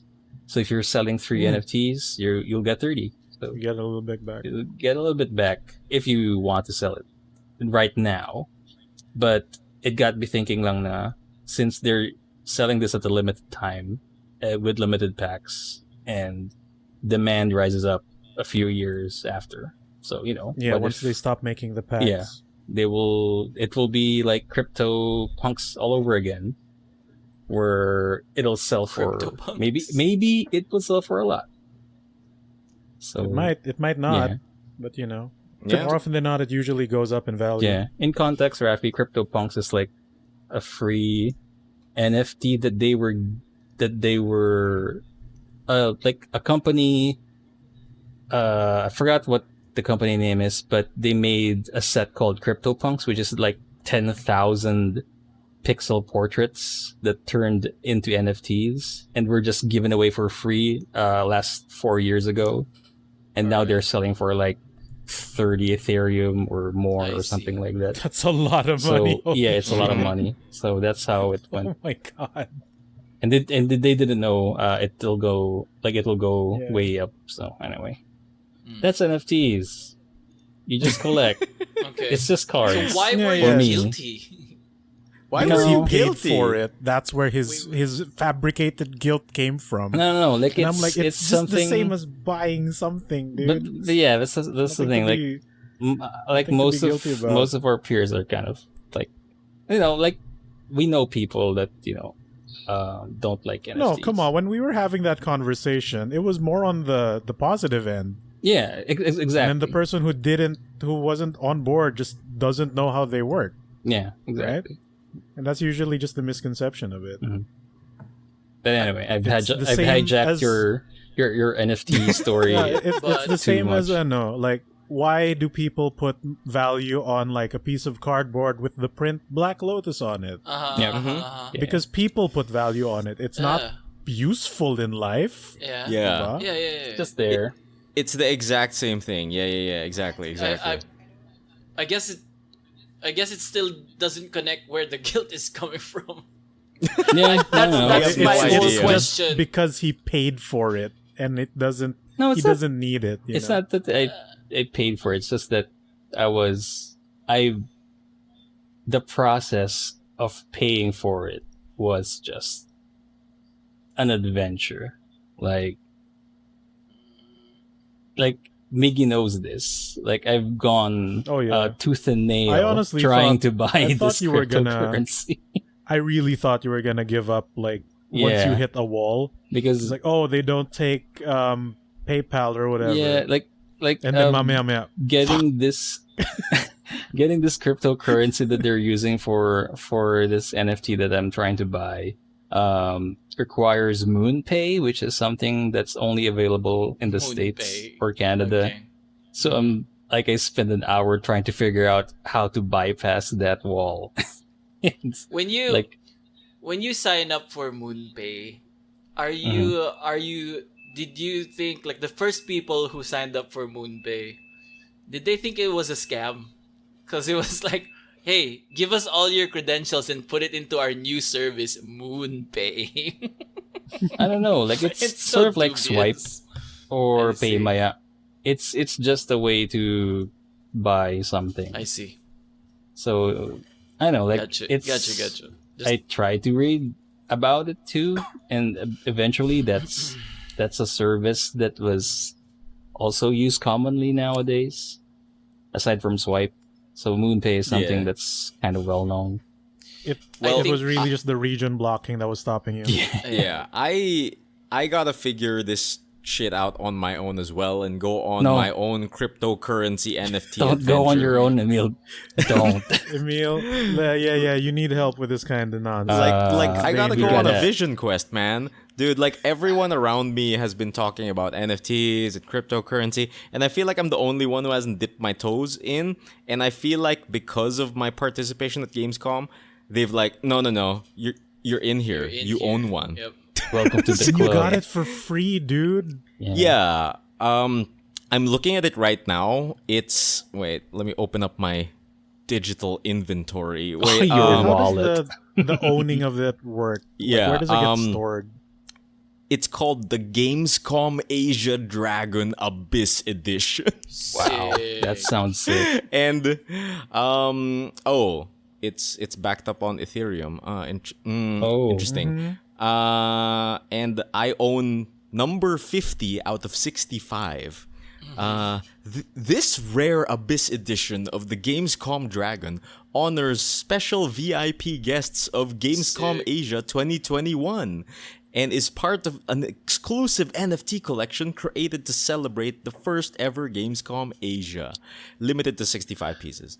You keep that shit. okay. Don't ever sell that shit. Keep that shit. Dude, even is if it doesn't interesting. have any value, you still own it, right? It's still cool Yeah. to have. It's still Yeah. cool to have. Yeah. I don't think I'm gonna be selling this Yeah, thing no. unless it like blows up to an exorbitant amount, which it yeah. probably won't because who the probably fuck cares? This is like those trophies they give you It's at like a conventions. participation badge. yeah. Yeah, exactly. It's like you So get a sticker. I don't expect this to like blow up in value because those trophies they give you at conventions don't blow up in value. They have personal value. So But there's not a market wanting to buy trophies from game conventions. There's not a whole economy. The whole concept of it is like people give it Yeah. value. No. Yeah. There's a black market out there of participation trophies, Raffy. You just don't know. Hey, you got any Like, people are like, certificates? Give me some certificates. you got any certificates I can use? Dude, what if I all can of say I was a our VIP lanyards guest here. that we have Yeah, in dude. the past conventions, we can Lanyards. fucking sell those in the black market. No, here's the thing. It might have utility for the next Gamescom Asia. If it does blow yeah, up into a that's trend, true. right? Interesting. But they, Well, they could link it. Nothing's stopping them from doing it. well, I am going to go on this vision quest and like look into fucking like NFTs and cryptocurrency now that I am suddenly an owner of one. Apparently, There are a lot Don't- actually. I've been to It's a- Discord it's a lot, servers. dude. I dived in deep. Migs took Wow. a deep dive. no. We're not going to see him for 4 weeks. No, Yeah, no, Wow. no. I did my homework. I'm trying to check out other NFTs, and it's interesting. Suddenly Gotcha. there is an NFT set which is like gravure models, which is okay. Oh, yeah, dude. And then, Power of Dude. hentai. yep, dude, there's NFTs of porn, and for some Yeah. reason they keep selling high. of course, For some, of course they're gonna for sell high. for some reason that I don't I know. wonder why. I don't have any Yeah. idea why. But they No think idea. the NFTs most are selling interesting- so high. I think the most interesting NFT that I've seen were the ones that give you like a patch of land or planet. So it's kind of cool. Planet. Yeah, A it's whole like planet. it like A it's star. or a ship because it's going into Eve territory. I think that's the Oh, okay, I that's gotcha, the I gotcha. plan Okay. of the makers of it, where suddenly you can sell your ships or your planets into something I don't know. Like That actually sounds feasible. Like I yeah, think it sounds yeah. feasible the way for sure. I think really the way modern DLC is gonna go is via this route, right? Because the advantage of turning something like, say, a costume or a character as an NFT as opposed to regular DLC is you technically own it outside of the game. Yeah. And if, say, the developers were to put in functionality which could accept that, you can technically bring that thing into the next game. Oh, that's a good idea. Like Yeah. it could, yeah. It's is like like- if it's a sword and then it goes into like Rainbow Six, which is a shooter. Imagine It won't Emile. come back as a sword. It's like an amiibo. Imagine- It could come back. It's like an amiibo. Yeah, but like digital. it could come back as like a charm instead. Yeah, yeah. Right? Imagine if you went into Assassin's Creed and got like an arm blade from a from Yeah. like fucking. Give me an assassin's name. I've Ezio. Eivor. Luigi. I almost said Fabrizio. There you go. Fabrizio? Fabrizio the assassin. Yeah, whatever. Alright. Italian name. But yeah, imagine you got an arm blade from an assassin and then you bring it to Rainbow Six. That could Okay. be your melee I mean, animation or something. Sure. But no. This is It something. depends Emile. on how they do. Emile, Yeah. imagine. Interesting. Imagine there's a new Final Fantasy online game, and you can bring your old character in FF14 into this game by NFT. That might be a bit too complex. Yeah, but that say might be a bit imagine too like complicated. imagine a mount, like a dumbass mount that you somehow were able to like win the event early and get like the limited number yeah. of it. I guess that's more Imagine- feasible, like a mount Yeah, or that a would be weapon skin or Imagine- minion. Bring the chocobo to any fucking MMO or something. Yeah, Raffy. Go ahead, Raph. Imagine if you have an NFT of Shaquille O'Neal, and then you put it into Final Fantasy 14, and it automatically hits the sliders so that the character creation creates the closest it can to Shaquille O'Neal. I like this. I Yeah, I really like it. this I like idea. this one. I like it. I don't think that's the intended use case scenario. It but could hey, be It though. could be. but hey, like it could be, and just by speaking it into this world, we're bringing it closer to reality. Hell Yeah, if you thought of it, somebody else might have thought of it now too. And they're Yeah, smarter. for sure. So yeah, NFTs are everywhere. According to Migs, we could own planets, we could own spaceships, Whoa. and speaking of planets and spaceships, Oh, wow, okay. I will get to my Smart final seg. topic, Smart seg. We got which there. is the big preparation homework, because next month the big one is coming. Okay, Raffy just changed visual. costumes on cue, Amazing. but Where's your I little, have where's your been little on metal my thing here? yeah. Where's your little metal thing under your eye? He's But drawing anyways, it right now.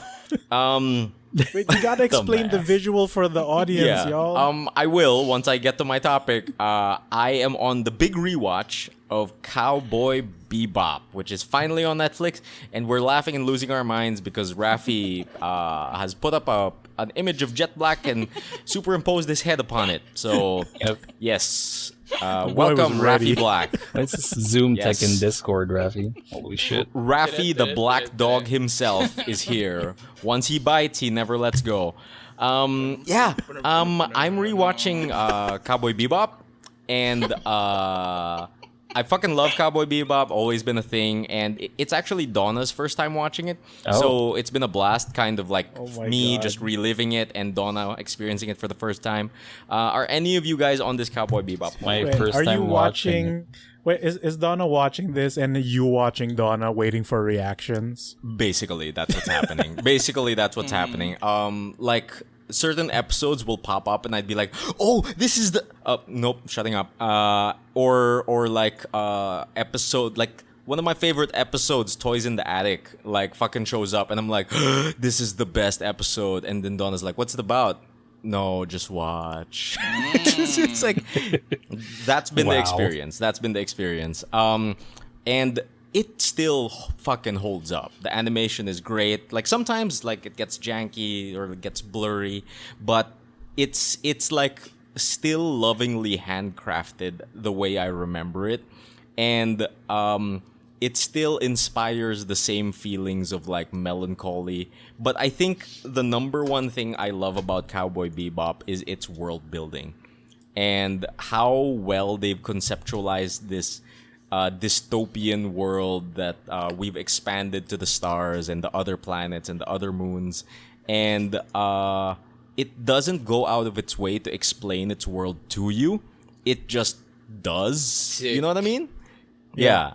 Like love that. it'll just say, if you go to fucking Venus, there's some disease out there. It's called Venus sickness. Watch out for that. Yeah.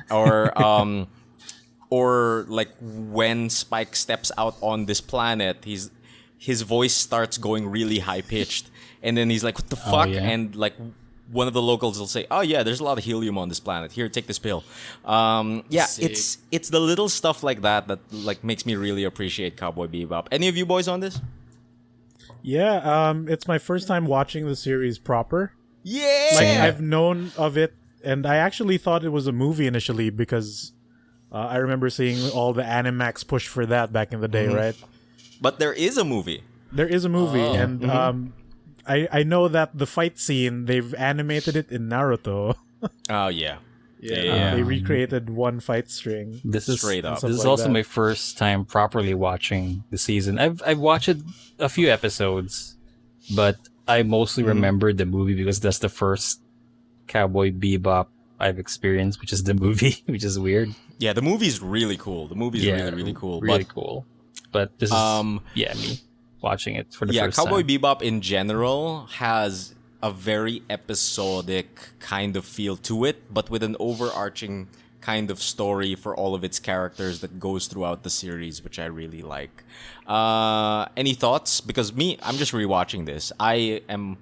I've loved Cowboy Bebop for a very long time, and now that you guys are experiencing it for the first time, what do you guys think? I've heard that this is like, I've heard from a few people, like this is one of their favorite animes of all time kind of deal. Yeah, yeah. And I've also known people who say that, and then I watch a thing, and I'm like, it's okay, but it doesn't really hold up. This show fucking holds up. Oh yeah, It's so hold up. good. It's gorgeous. Nice. Like it's the kind of treatment you'd rarely find nowadays, but you would find at the very least in an OVA short series. Yeah. I see. But for an entire full like 26 episodes. And that's some 90s anime quality that just doesn't exist anymore. That's true. Yeah, what do you call it? Yeah? Yeah, my initial impressions is I didn't remember this being a Sunrise production. Like that's the thing that surprised Yeah, me. me too. Yeah, I at had no idea it was a Sunrise At production. first, I really thought this was a Gainax joint because Nah. I know. A Gainax Yeah, joint. because I know I'm more familiar actually with Samurai Champloo, which is from the same creators of Cowboy Bebop, which is a Gainax joint, right? Is it? I forgot. You know what? I don't think so, but is It it? is it? I forgot. But anyway, yeah. To I thought Google. this was a Gainax joint, and it caught me off guard that it's Sunrise, and the quality shows because Sunrise is really It's good at super shows. doing like machine or mecha animations, right? And that we've, kind of we've 90s isolated why Emile really likes Gundam Thunderbolt specifically. because of the jazz. Yeah. Because the Yeah. jazz and all the flying mecha nonsense at the same true. time. It's What the do you call exact it? same feeling. Yeah, Migoy like absolutely nailed it when he said that, "Yo, I know why you like Thunderbolt now. It's because you love Cowboy Bebop." And I'm like, "Oh yeah, you're super right." And Cowboy Bebop is as real robot as it gets, isn't it? Pretty much, yeah. Like it does more mecha shit than Macross. Oh god. Dude, it's so good. Like all of the little levers that fucking like Spike like operates on his swordfish, all the maintenance he does on it. Like there'll be episodes of Spike just like washing his swordfish and it's all beat up and shit. Dude, like since this isn't an OVA, it's a full-on season, right? There are moments where the animation just dies Yeah, that's while true. still looking like while the art still looks good, but you get the occasional like motion tween here, drag the panel there. But when it comes to all the ship parts, Yeah. that's some movie quality nonsense. Like him Yeah. just kicking a pedal, the vents opening up for a split second. And I'm like, I have wet my pants. Sir. all of the little parts of the ship move, right? Just to It's so him not great. hitting a wall just to break and go up, and I'm like, that's true. the most robot I've had all week. Oh my god! And they do the tropes like the Itano circus, which was popularized by the Macross dude, the missile barrage that's really dynamic. You know that trope? Yeah. They do that in this, and I'm like, oh wow, I had And no like, idea. what do you call it? Whenever Spike fires his railgun, doesn't that feel really good? Anything, even just the shitty guns, even when he didn't have Like weapons. even the Yeah. At takeoff one time, from Even from the takeoff, Bebop. everything. takeoffs. It's And like this is the the thing. small details of like how the ship or his boots are magnetized to the deck, that kind of stuff. The emphasis on moments like that, yeah. Yeah, this before, like during the movie, I really didn't remember stuff like this. And it's the series that made me love Cowboy Bebop as a mecha or a super robot anime, because like these details, like these little details and these little ship animations were suddenly, you know, like appearing in the episode. And yeah, I didn't realize that, oh, Cowboy Bebop has this. I thought it's just a show about bounty hunters and going through planet after planet. But I didn't thought know so too, how yeah. involved the swordfish was. yeah, but the thing There's outside, an like, episode dedicated to the backstory of the swordfish, oh shit, Oh. that's so good. where he Okay. gets it repaired Yeah, by yeah. the guy who used to own it, and it used to be a racing machine. Oh, wow. Yeah, and the entire dilemma was they were chasing down these pirates who would hijack shipping trucks, Yeah. but then they get caught within the Earth's gravity, and it's basically like they're trying to pull Spike out of it so he doesn't burn in the atmosphere. yeah. And it's all about that rescue mission of him, like, you gotta tilt the angle so you don't burn to a crisp. Sick. And, but like, this is real mecha in this Yep. like space It's real cowboy robot as nonsense. fuck, isn't it? Sick. Dude, now that you guys have watched it, like, how far are you guys in? Are you guys finished with it? No, Nah, not yet. I think I'm at episode 19. Oh wow, 19. you guys are You're- near. Holy shit! You're way farther than me. We're like at like I'm we at just finished like Jupiter Jazz and shit. I think I'm at 8 or 9. I think I'm at episode 8 or 9. The helium Dude. episode. That's where I helium started. episode? Helium is, dude. There are moments, like especially early in the show, because like especially with the new trailer for the Netflix live action show where everything's upbeat and crazy and Scott Pilgrim-y. And then I was talking to my friends who also like really like this show, and they're like, "Why is it so happy? Bebop is melancholy as fuck." And I'm like, "Yes, it is." Yeah, like that was one of my worries when the first trailer for Cowboy Bebop showed up, and it was done in that weird transition style that was really Yeah. quirky and really Speed like Racer. upbeat. That they don't Yeah, do in very the show. Speed Racer Scott kind of Pilgrim. looks. Yeah. And what do you call it?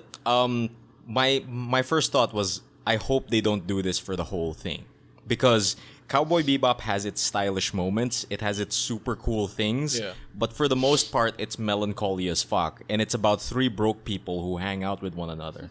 Yeah. Yeah. And like a lot of episodes end with like a really sad note sometimes. It's almost always a sad note. It's like, oh shit, he learned, and then he gets shot. Yeah. Fuck. Oh, nips. You know, It's like they saved the day, It's shit like but that. at what cost? Yeah. Yeah. yeah. And it might not be directly to them. It might be just to a character that they met, but the characters are all like depressed at the end or something. Yeah, and like I can't talk about the show without talking about the soundtrack, which is still absolutely perfect. It's amazing. Holy smokes. I listen to the soundtrack like almost on a monthly basis. Like every once in a while, I will just crack out the Cowboy Bebop soundtrack and just listen to it.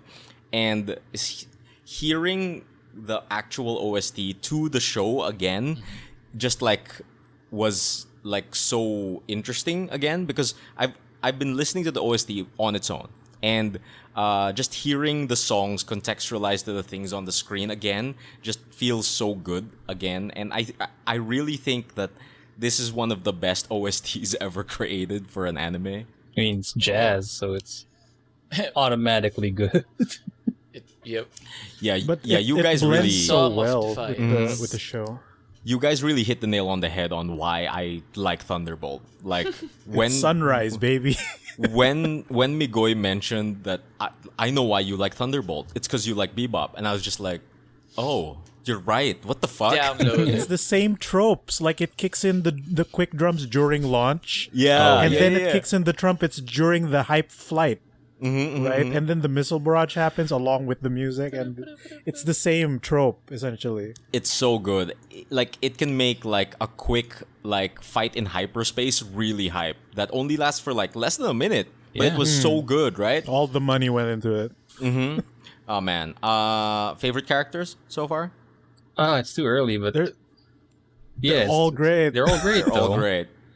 Even the What about- the trio of old men that Trio of randomly old show men that up, keep showing up. who are in the Netflix show because they were in that one screenshot in the What background. what about Mama, the eco-terrorist? I don't know. PETA in That's pretty space. But yeah, that's Even that old lady trucker was pretty cool. yeah. Oh, dude. that old lady trucker was cool. fucking Beat. Is it fucking the BT? Metal Queen. Yeah, the She's metal- super great. VT. Yeah. VT. Yeah. Yeah. You have That's to a guess good her name to get the episode. money. It's so good. It's so fucking good. And Dude, we have to talk about that fucking episode that's basically a John Carpenter movie. oh, dude, I I haven't mentioned watched that it at yet. the start. That episode is Toys in the Attic, and it's one of my favorite episodes ever. It's just a horror movie, and it's so fucking silly. It's Cool. amazing. So great.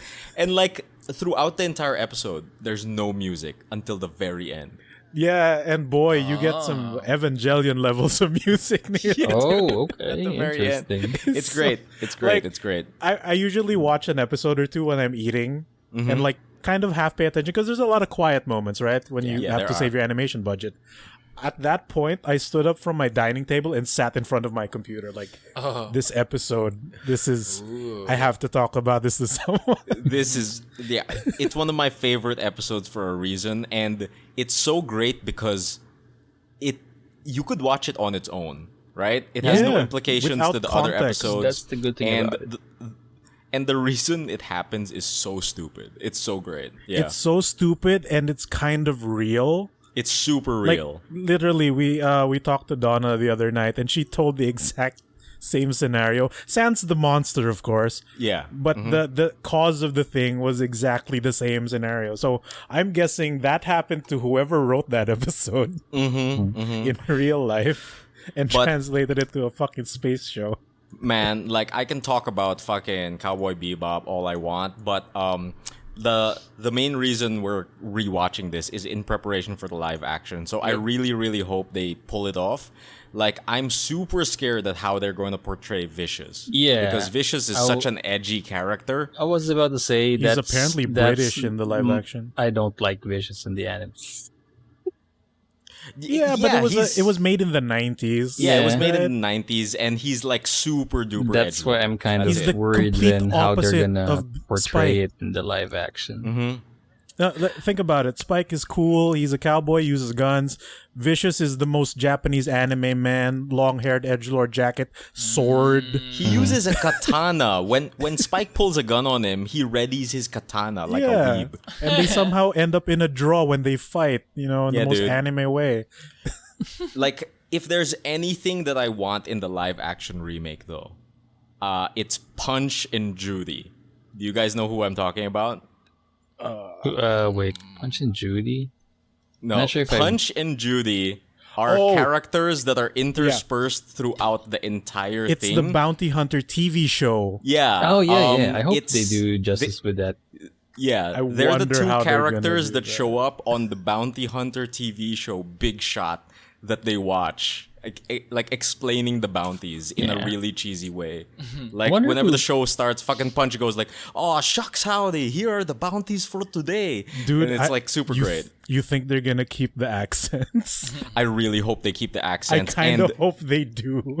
I wonder and who will I'm portray them, wondering though. how they can pull off Judy's really revealing outfit. Yeah, Because They she's could do just wearing that. a jacket. They'll probably button it up, to be honest. I mean, pero- they did changes I've on seen that Faye's outfit, and it's actually Yeah, nice. Faye's hair is also different because her actual anime hair doesn't work in real life Yeah, Oh yeah, it does because not. it's It just does not. forehead.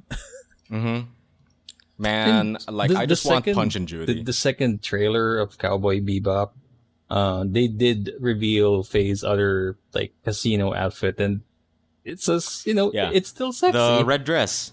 It's red It dress, still yeah. looks nice. So I'm not sure how the haters are gonna respond to that. Dude, I don't Because- understand the haters on because- Faye. Faye's great. Daniel Yeah. Pineda looks really Alright. good. as Faye. So She just doesn't look like an anime character. Yeah. But that's really difficult. that's what it is, a live action That's hard. adaptation. So, Yeah, it'll never be as good as a drawing. Plus, her proportions are insane in the anime. While we're talking about this and while we're talking about Faye, one thing I noticed in my rewatch that I didn't notice watching this growing up was how lovingly animated Faye's body is. yeah. Oh, dude, yeah, they put the angles everywhere. Sunrise.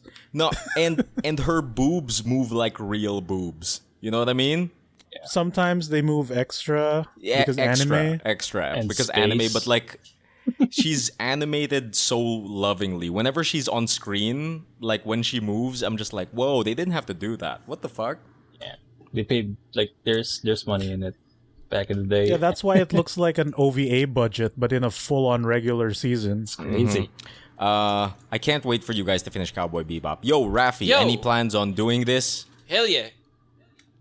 I mean, you're He's Jet seen Black. enough to do the Jet cosplay. Yes. I just I'm I very just wanna- interested. Always been interested.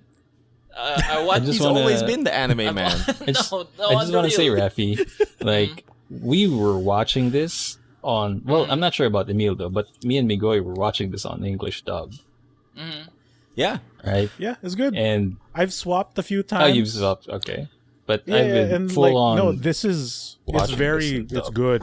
It's The- Yeah. like it gives me the same quality as like the Ranma dub, the original English one, which is like, how is it this good this early?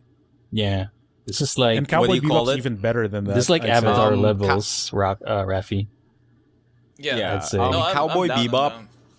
Cowboy Bebop is one of the rare animes that whenever I recommend it, I actually recommend to watch it in the English dub. Yeah. Because They it's so good. Yeah, they even play the joke of bad dub when a character watches a VHS of an old like 90s drama Yeah.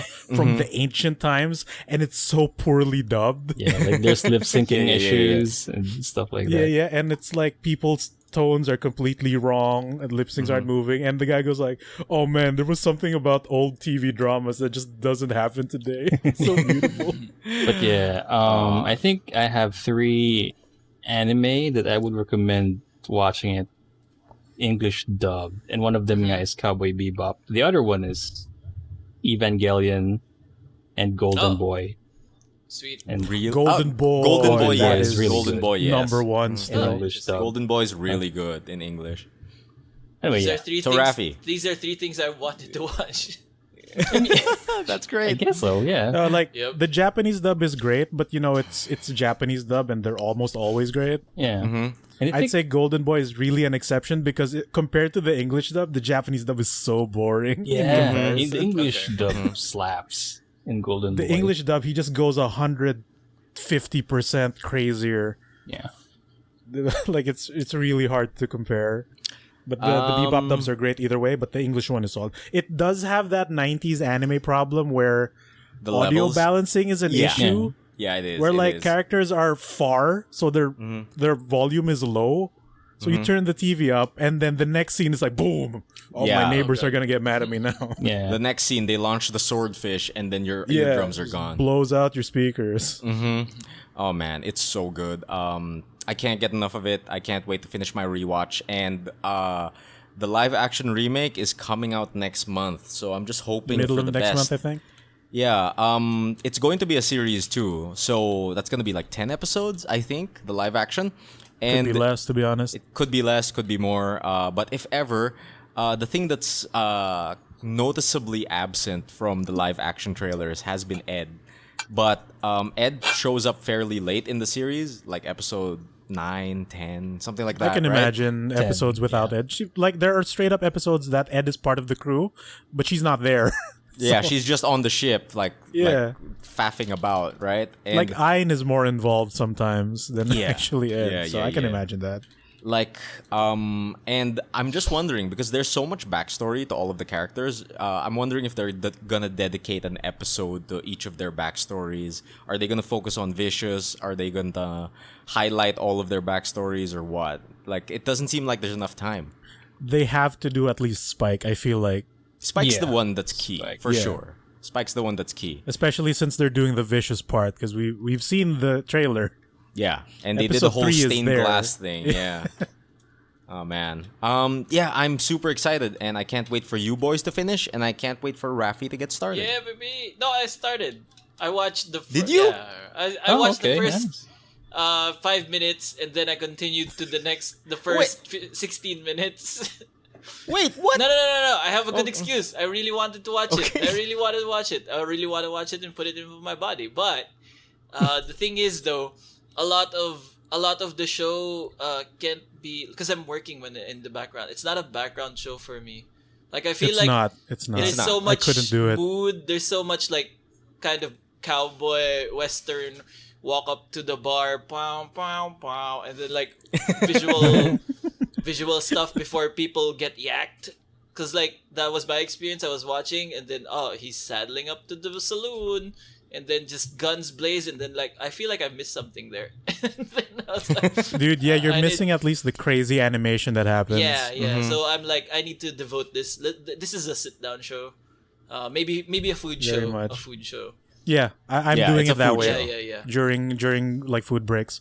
Dude, like I really also like this one episode that's basically just a cowboy episode. It's the one with the mushrooms. And then a silly chase on a train happens. And I'm Yeah, like, yeah, this is yeah. way too good animation-wise for what the hell is happening on screen. It's so great. It's so great. I can't wait for you to finish. And I can't wait to finish as well because that's my week. That's my Nice. week, baby. That's my week. That's the week. Calm. That's been all the weeks actually. The last week for the night. And I think right now we're gonna go straight into some spooky Rex. You wanna see? Anyone got a good old rec for your boy? What is? I'll go. Nothing- I'll go first. Go It's not a for spooky rec, but it. it's a It's a not? good rec. Yep. Oh, It's okay. a Go Netflix for it. show called For Life. For life. Yeah, Okay. For Life. Thugonomics. Okay. Yep.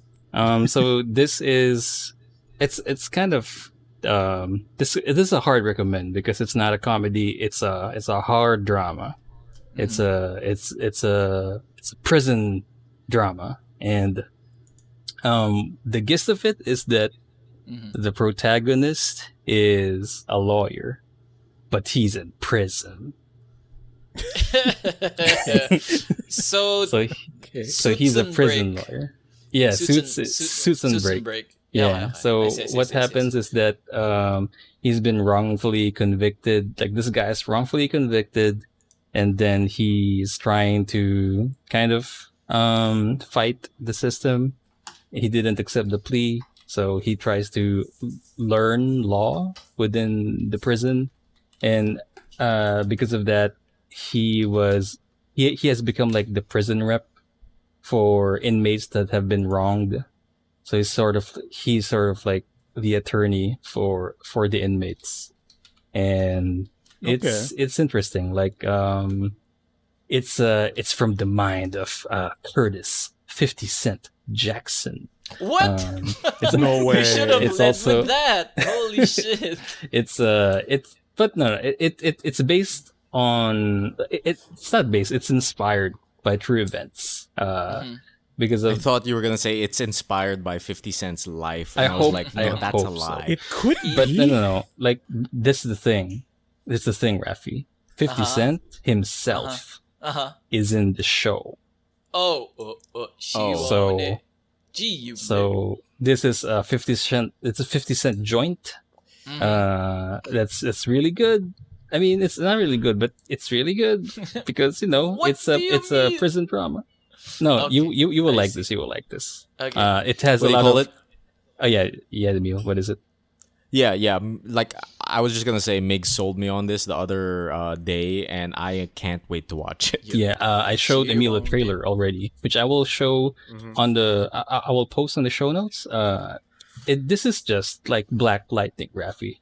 This show Good. has a lot of Lixin material. I can give you some samples. I can. Yeah. Yum. Yep. I give some samples right now. Like in the trailer palang, sa trailer palang, parang there's this scene where he's finally in court as a lawyer representing a wronged inmate, and then Okay. he comes face to face with the same prosecutor that got him to jail. Oh yeah. Yo, dude. Yeah.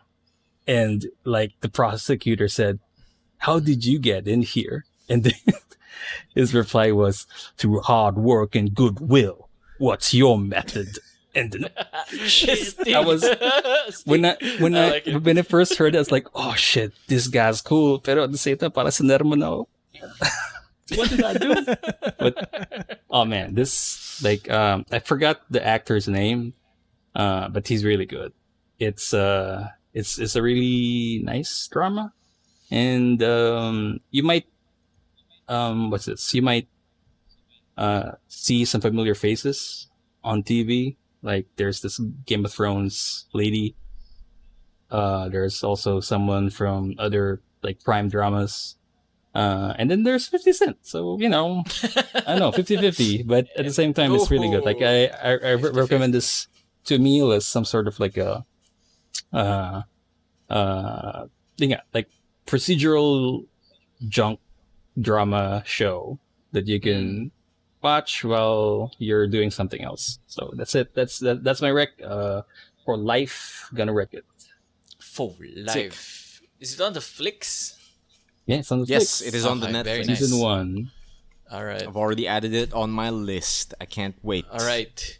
Who do next? Who do next rec? Me, Give rec me, now. me, me, All right, me. go Migoy. Hit us with your rec. I wreck some crack product, you know, because we in the cardboard squares type of deal.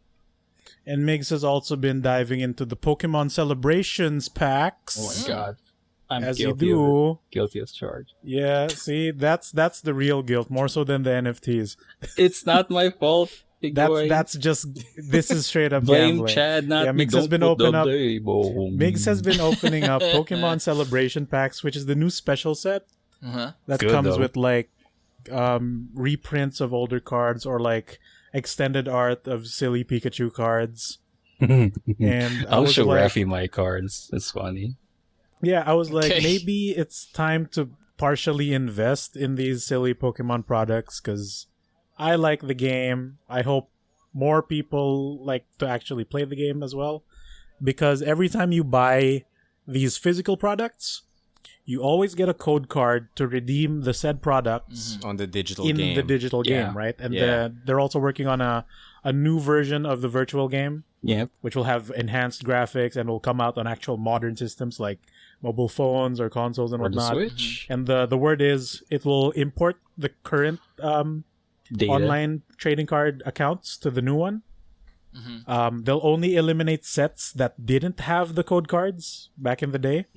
Okay. That's fair enough. So that's good. If you actually spent money, you would, get them transferred this to the is new what one. So Hasbro should be doing with MTG. But Hasbro should be doing they a lot of can't things because they're that they're greedy. not. yeah. Yeah, they're super greedy too. But like sans the Pokemon Celebrations packs, I bought also because the format of Pokemon has standard, right? Standard and expanded, Oh, which is their shit. version of modern. You bought standard? Yeah, I bought because I like buying their little theme decks, whether it's a battle deck or a starter deck and whatnot, because Oh, okay. they've been getting better as a product, and like you can play the starter decks in their own little contained league against other starter decks in the online game. But recently they've released what they call the league battle decks, which are standard legal, and their second deck is comprised of cards that are safe from the most recent rotation. So it's good for a solid year and then some. Okay. And according to the reviews, because there's a slight price hike, it's like $35. Here it's around $40, as opposed to the usual like 20, 25 that the previous decks were. But according to the Pokemon peoples on the YouTubes and the internets, the archetype presented here is actually kind of, like mid to high level viable Oh, as so an like archetype. challenger decks? Almost challenger Kind of, decks? yeah. If you're talking about Magic, it's challenger deck levels where it's based on a winning archetype from I think the previous year. So Oh, the that's product useful. itself is called the Inteleon VMAX League Battle Deck. And I bought it because like it looks cool, the packaging looks nice, and like, hey, it's a mono blue water deck. That's basically what I've been playing already. Oh, And the idea is because Inteleon is a sniper in the video game, instead of hitting the main Pokemon like you do normally, you can damage back row stuff or do damage to both, depending on the form. Yeah, so like holy shit. I finally opened the product the other day on stream, and then I redeemed the code online, and I decided to end the stream by doing a few games. Oh, And like I lost my first one, I won the second one before ending stream. But in both games, I was surprised at how well I was holding my own. sick. Like I was able to do like mildly explosive turns. I was able to at least do a certain comeback in the first match where I lost. And it felt like I was popping off, you know? Like, even though I'm not winning, like, oh, I get to do this, which leads me to do this. Oh, I get to search for my win condition. Like, oh, he's out there. And, like, the enemy, of course, took it out. But, like, hey, I was able to pose a threat on the board and not just not get completely swamped. And to be fair, the decks I was facing were, like, all, like, rare Pokemon V Max cards. None of that normal All shit. the Articuno bullshit. I'm losing to, like, some money over here. Like, that makes me... I'm getting him scared, which is the goal, right? So yeah, like as a product, I really think like Pokemon cards in general, like not just for the collection part, but like as a game, just give it a shot. Just buy a deck. It doesn't matter what. Apparently, even the new starter decks have been slightly powered up, and are strangely not part of the theme deck league. Oh, They're straight up just standard legal, like the V battle decks, if you look that up. interesting. And it gives you a full foil rare V card, like the final evolution of a Pokemon as a basic that comes from the normal set as a rare. So you're actually getting a playable rare to some degree. So I think that's really cool. So like hopefully Magic takes a they're hint more and generous than not Watsy charge when it comes to so these much. products. Dude, it's crazy. And I'm just saying, like, if you can afford this League Battle deck, it's surprisingly really fun to play. Because I don't understand the meta, right? So when I see a card like, that sounds okay, and then when a person who knows the game is like, oh, this card's really good, you have no idea. You know, just as an experience, check out Pokemon trading card games. If you can, buy the Inteleon League Battle deck. It's really fun. That's my rec. Nice. Sick. Pokemon cards. Sick. Bam. Big Rex. Big Rex. Nice. What about you, Raff man? Listen, Emile. How Yeah. how familiar are you with esteemed wrestler now Mayor Kane? Are you recommending Kane?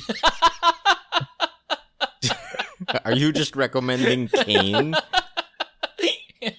The mayor? Maybe the mayor, Glenn Jacobs. Okay, I'm familiar. He has a name. Yes. You just ruined the entire kayfabe for me. I didn't know he had a name. Kane had a name. No, but Is he not Undertaker's brother? It's still up in the air. Who's to say? I'm going to recommend. So yeah, how familiar are you with the esteemed wrestler, also distinguished Mayor Glenn Jacobs, aka Kane? Just enough. Just enough is the right answer, and the only one that will make this bit funny. Since I will recommend to you, dear sirs, if you know just enough about Kane, a YouTube channel called Kane History and More. What? Specifically Kane for history Kane? and more? An entire channel dedicated to just Kane? Are you serious? Wait, let me check What that. the hell? I want to know. Probably the who most made specific this. thing I've heard. It's just clips of him from random stuff. Like you see, Wow. there's one of him training. You know, you have Kane gets embarrassed by a pyro fail. You get Kane. Glenn takes photo with his third mask. Okay. And like there are some cool ones in here because you know, if you might remember, Kane had a really cool ring exit. I don't know if you remember this, but if you've watched the Kane match, like after the match, he sets off the pyro, and everything explodes, right? And then what he does is, most people like roll under the ropes, right, or use the stairs or whatever. What he does is he actually hooks both his hands. He turns his back on the ropes, hooks both of his hands behind him, and then he backflips out of the ring, which is like not a thing that most people do. Not most people do anymore. Vintage Kane. Like I don't think any of the big guys will be able to do it. Plus, the small guys wouldn't be He's able the to only one reach who's the doing floor, that, right? right? So yeah, I've Yeah. never seen it before, and like I remember like looking at finding this channel, I was like, I saw a clip of it. I don't know why the like wrestling stuff is just in my YouTube. I have no idea, but I mean, you're the anime man. Why the would it algorithm recommend is wrestling? real. why It's would they do true. this? And then I see a thing with it's got like 900K views, and it's Kane over the top rope backflip ring exit. I click on it, Sick. and now I know more about Kane than I've ever had. Did you know that he had a commercial in baseball? It's he was in there. Big Red. The Big Red Machine. As Kane? Yeah, as Kane. It's all documented in Kane history and more. And like the that there's the and big lie more in the is title. yeah, it's a lie. There's no end more. No. It's just Kane history. Oh, okay, sick. Okay, I thought the creator had like Well, it plans is. of like, Yeah. okay, once It's I in hook its them in with the YouTube Kane, channel name, I'll hit them Kane with the History and and more. I think maybe in the future, but now I think they've pigeonholed themselves into the Kane history part, and they're Wow. trying to shake Wow. the trend. But yeah, 4 days ago they uploaded Ultimate Okay. Kane review of an action figure. Ultimate Kane review. That's cool. Ultimate That sounds cool. Kane action figure I would review. like to watch that. So yeah, go to Kane history and more. Such a fucking niche channel. I wish they have like a segment called Kane Faves, where it's just a Kane collection of Fave. clips where Kane Kane is Fave. acting not in character. There's a what is this? I've never seen there's a commercial. Oh, okay. There's a man trying to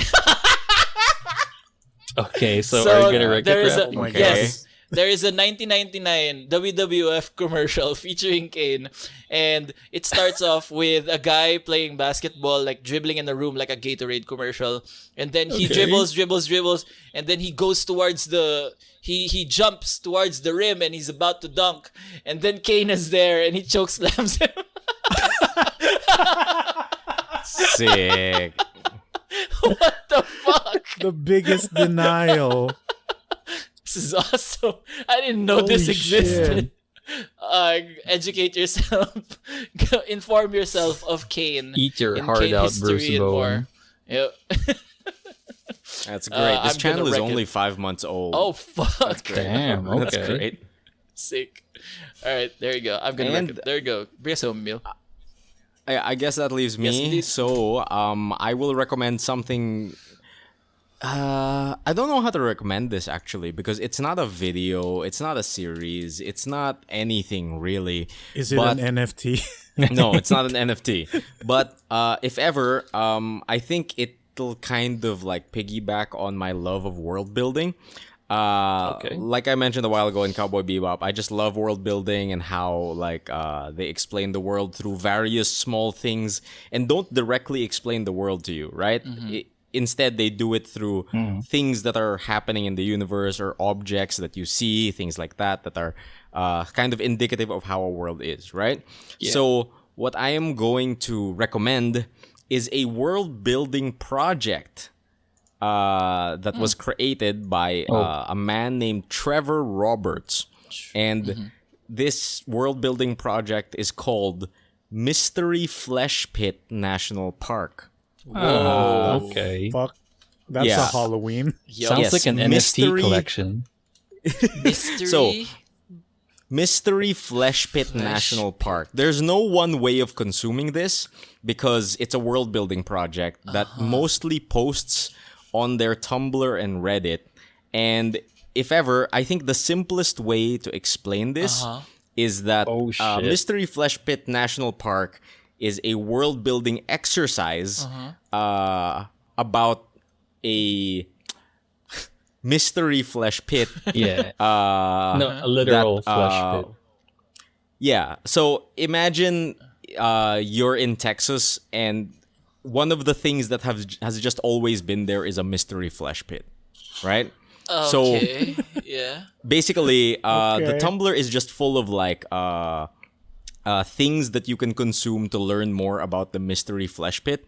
And basically, the story starts off with a bunch of miners who are mining in Texas, and they reach a part of the mine that is fleshy, and they're like, "What the fuck is this?" And basically, it's a giant, unmeasurable, gigantic organism under the ground. That they're like, what the fuck? There's just this mystery flesh pit in Texas.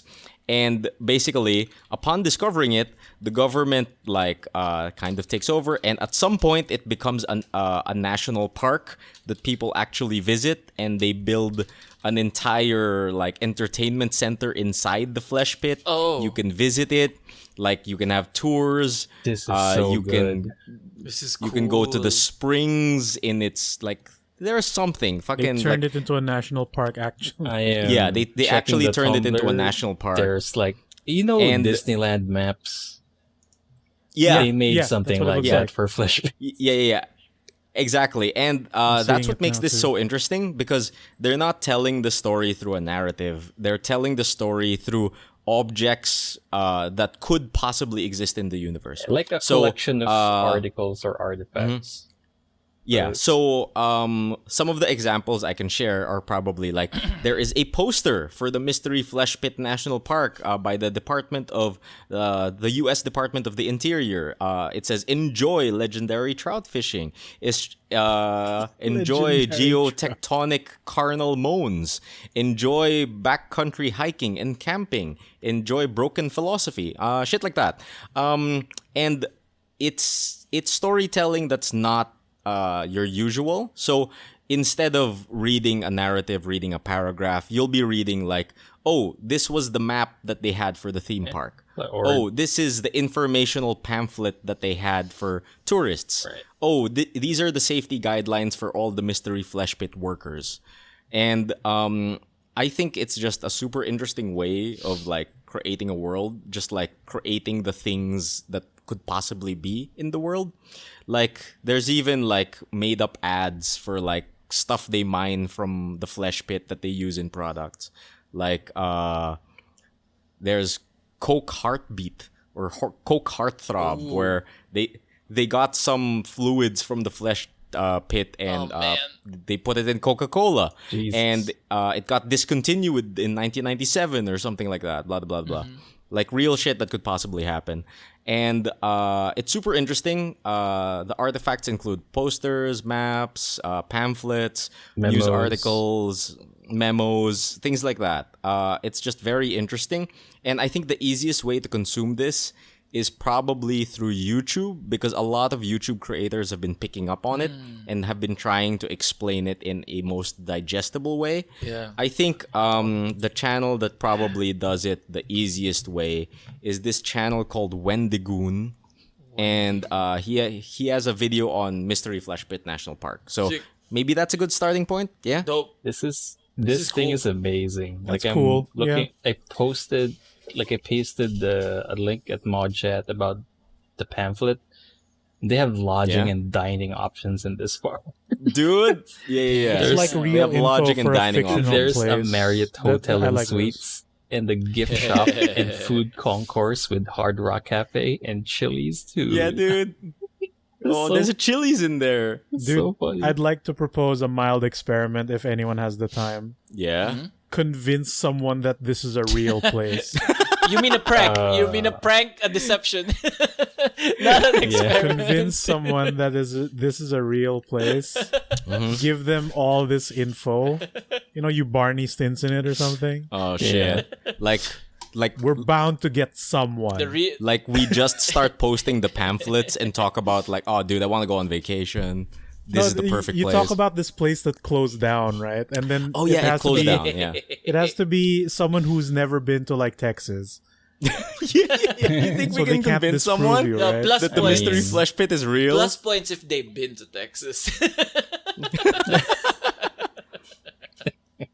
Dude, did you hear about that theme park that closed down in 2007? Oh, dude. Fucking hell. If we can trick people that the group of raccoons is called a business, anything is fucking possible. It's not? Oh, no. Oh, dude. Just kidding. But yeah, if you guys have the time, like, really check this out. It's so Yeah, cool. it's Like, cool. it's will one of check those this out. projects that I look at and I'm like, yo, that's sick. Yeah, I want maybe, dude, somebody can turn this into like a movie or a video game or I something, want right? more It feels shit very like this. Cloverfield. Yeah, I see kind some of, right? Cloverfield in there, yeah. And it's just such a cool take on cosmic horror because they've never figured out what this thing is. It's just so huge, right? Oh, I man. think one of the main comments that I've seen here that's really cool and kind of evocative is like this dude saying, imagine sleeping peacefully for millions of years only to wake up with water in your lungs and hundreds of ants building a nest in your throat and also mining your insides. Holy Yeah. shit. Fuck. What if it was a creature? Holy shit. Yeah. Like It that's sounds like it. I will leave you to get into it because there's a reason the park is closed because it woke up for a brief moment and swallowed the visitor center. Oh. Yeah. But read it. You can read through it through the government reports of it closing down, of like the official reports of stuff like that. It's super cool. It's a very interesting way of consuming a story. So I'll do that after the ultimate Kane figure review. Oh shit, you're right. Fuck, Kane cue it history up. and more takes precedence. Fuck. But yeah, Mystery Flesh Pit National Park. I'm gonna wreck it. Nice. Under the county that Glenn Jacobs presides over. Yeah. No. I don't. Is he in Texas? I don't know. It was. I don't think so. It's some I'm small not sure. town. I remember, like Charleston or whatever. There's bound to be a mystery flesh pit there somewhere. Yeah, dude. If anyone's gonna find it, it's gonna be Kane. Kane's gonna be the mystery flesh pit. He's gonna choke slam it. Dude, is Kane the Mystery Flesh Pit? Maybe. That's where it went. And his other human form became the mayor. Shit. They split Yeah, into yeah, two yeah, yeah, beings. All right, let's bring this baby home with what if people want to find more episodes of the Good Trades Brigade and other such adventures, where would they go? Let's go with Migs. We can, well, you can check out old You. episodes of Good Trades. Yeah, No, sorry. you. It's been a while, man. You can check out old episodes of Good Trades on your favorite podcast listening apps such as Spotify, Apple Podcasts, Google Podcasts, Anchor.fm. What else? LimeWire, Kazaa, LimeWire, Firewire. Winamp. We So, have yeah. Check those out. Check out our Patreon since we're also posting episodes there for free to listen to. So yeah, go ahead and check out patreon.com/goodtradesbrigade for episodes of our podcast. Dope. You can also use patreon.com for what, Emile? You can use it to support the show, keep the lights on, and keep us hard. For the price of a cup of coffee, you can help out the show, help out these fine boys, and be a part of the Good Trades Federation. And as a part of the Good Trades Federation, you help us. And of course, there are Help rewards. you. I'm sorry. Yeah. It's sick. You get episodes early, and if ever, it just really helps keep the show alive. Get us new mics, keep the show going, and we appreciate our existing patrons already. Yeah. And if you would like to become a patron, you can head over to www.patreon.com/goodtradesbrigade. That Nice. indeed you can do. Yeah, My this has camera been- died. My phone died. So Sick. rip. Dang. well. But yeah, it's okay because this episode has also been put to bed. And we have done it. We've done the spooky Halloween episode. There were some Sick. scares in there. We hope Yeah. you had a good time. I lined up Mystery Flesh Pit National Park just for Halloween. I appreciate that. I appreciate that post. That wreck. It's really Yeah. good. Hit us up some. Also, give us some recs also. For stuff that we want to watch for spooky stuff, for scary stuff. Send us questions Send us- too we need- in our Discord. In the Discord, we have a podcast reader mail on the Discord. We've been running out of questions. To get the ball rolling at the start of the episode, we always love like hearing from you guys, and it kind of warms up our comedy buttons. Contemplating the chat says invest in crypto, watch the mediums. Not wrong. These are not wrong. But yeah, that is. If you would like to send us your own recs as well, we do Yes. have a rec Discord chat. Yes, it also So exists. if you want to trick us into checking out stuff, put it there. Yeah, usually do. And find anime in Raffy's anime corner. Put it over there too. Yeah, Our dude. resident anime expert. Anime expert. I know everything that came out in RPN 9, Studio 23, and AXN and GMA. But yeah, that'll be it for all of us here at the Good Trace Brigade. Until next time, keep it going. Keep it going. Check your corner. Stay hard. Don't go into the light. We've never done that You one. don't need eternal peace. Keep it going. Thanks to our Patreons again. Jern, Kenneth, Charlie. Be ambitious. Be ambitious. Be ambitious, boy.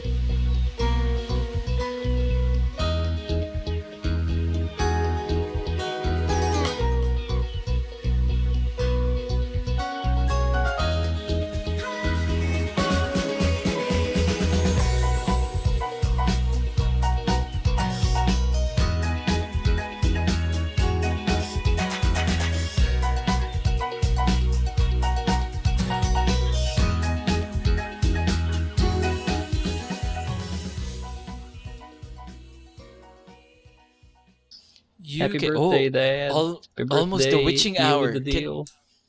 Well, it's We'll- already Are we- Oh witching boy, hour. 3 a.m. Are we? It's burger time, boys. Are we? Are we what? Are we putting those like thunder sound effects on this? Or, like, Sure. We don't have the budget. If you sign up to Patreon, you can send us thunder Here. sound Yep. effects. This is it. I'll do a thunder sound. Tadoosh. I got one for you, dude. Okay. Krakatoa. Sick. Sick. Now sick, you sick. do one, Emile.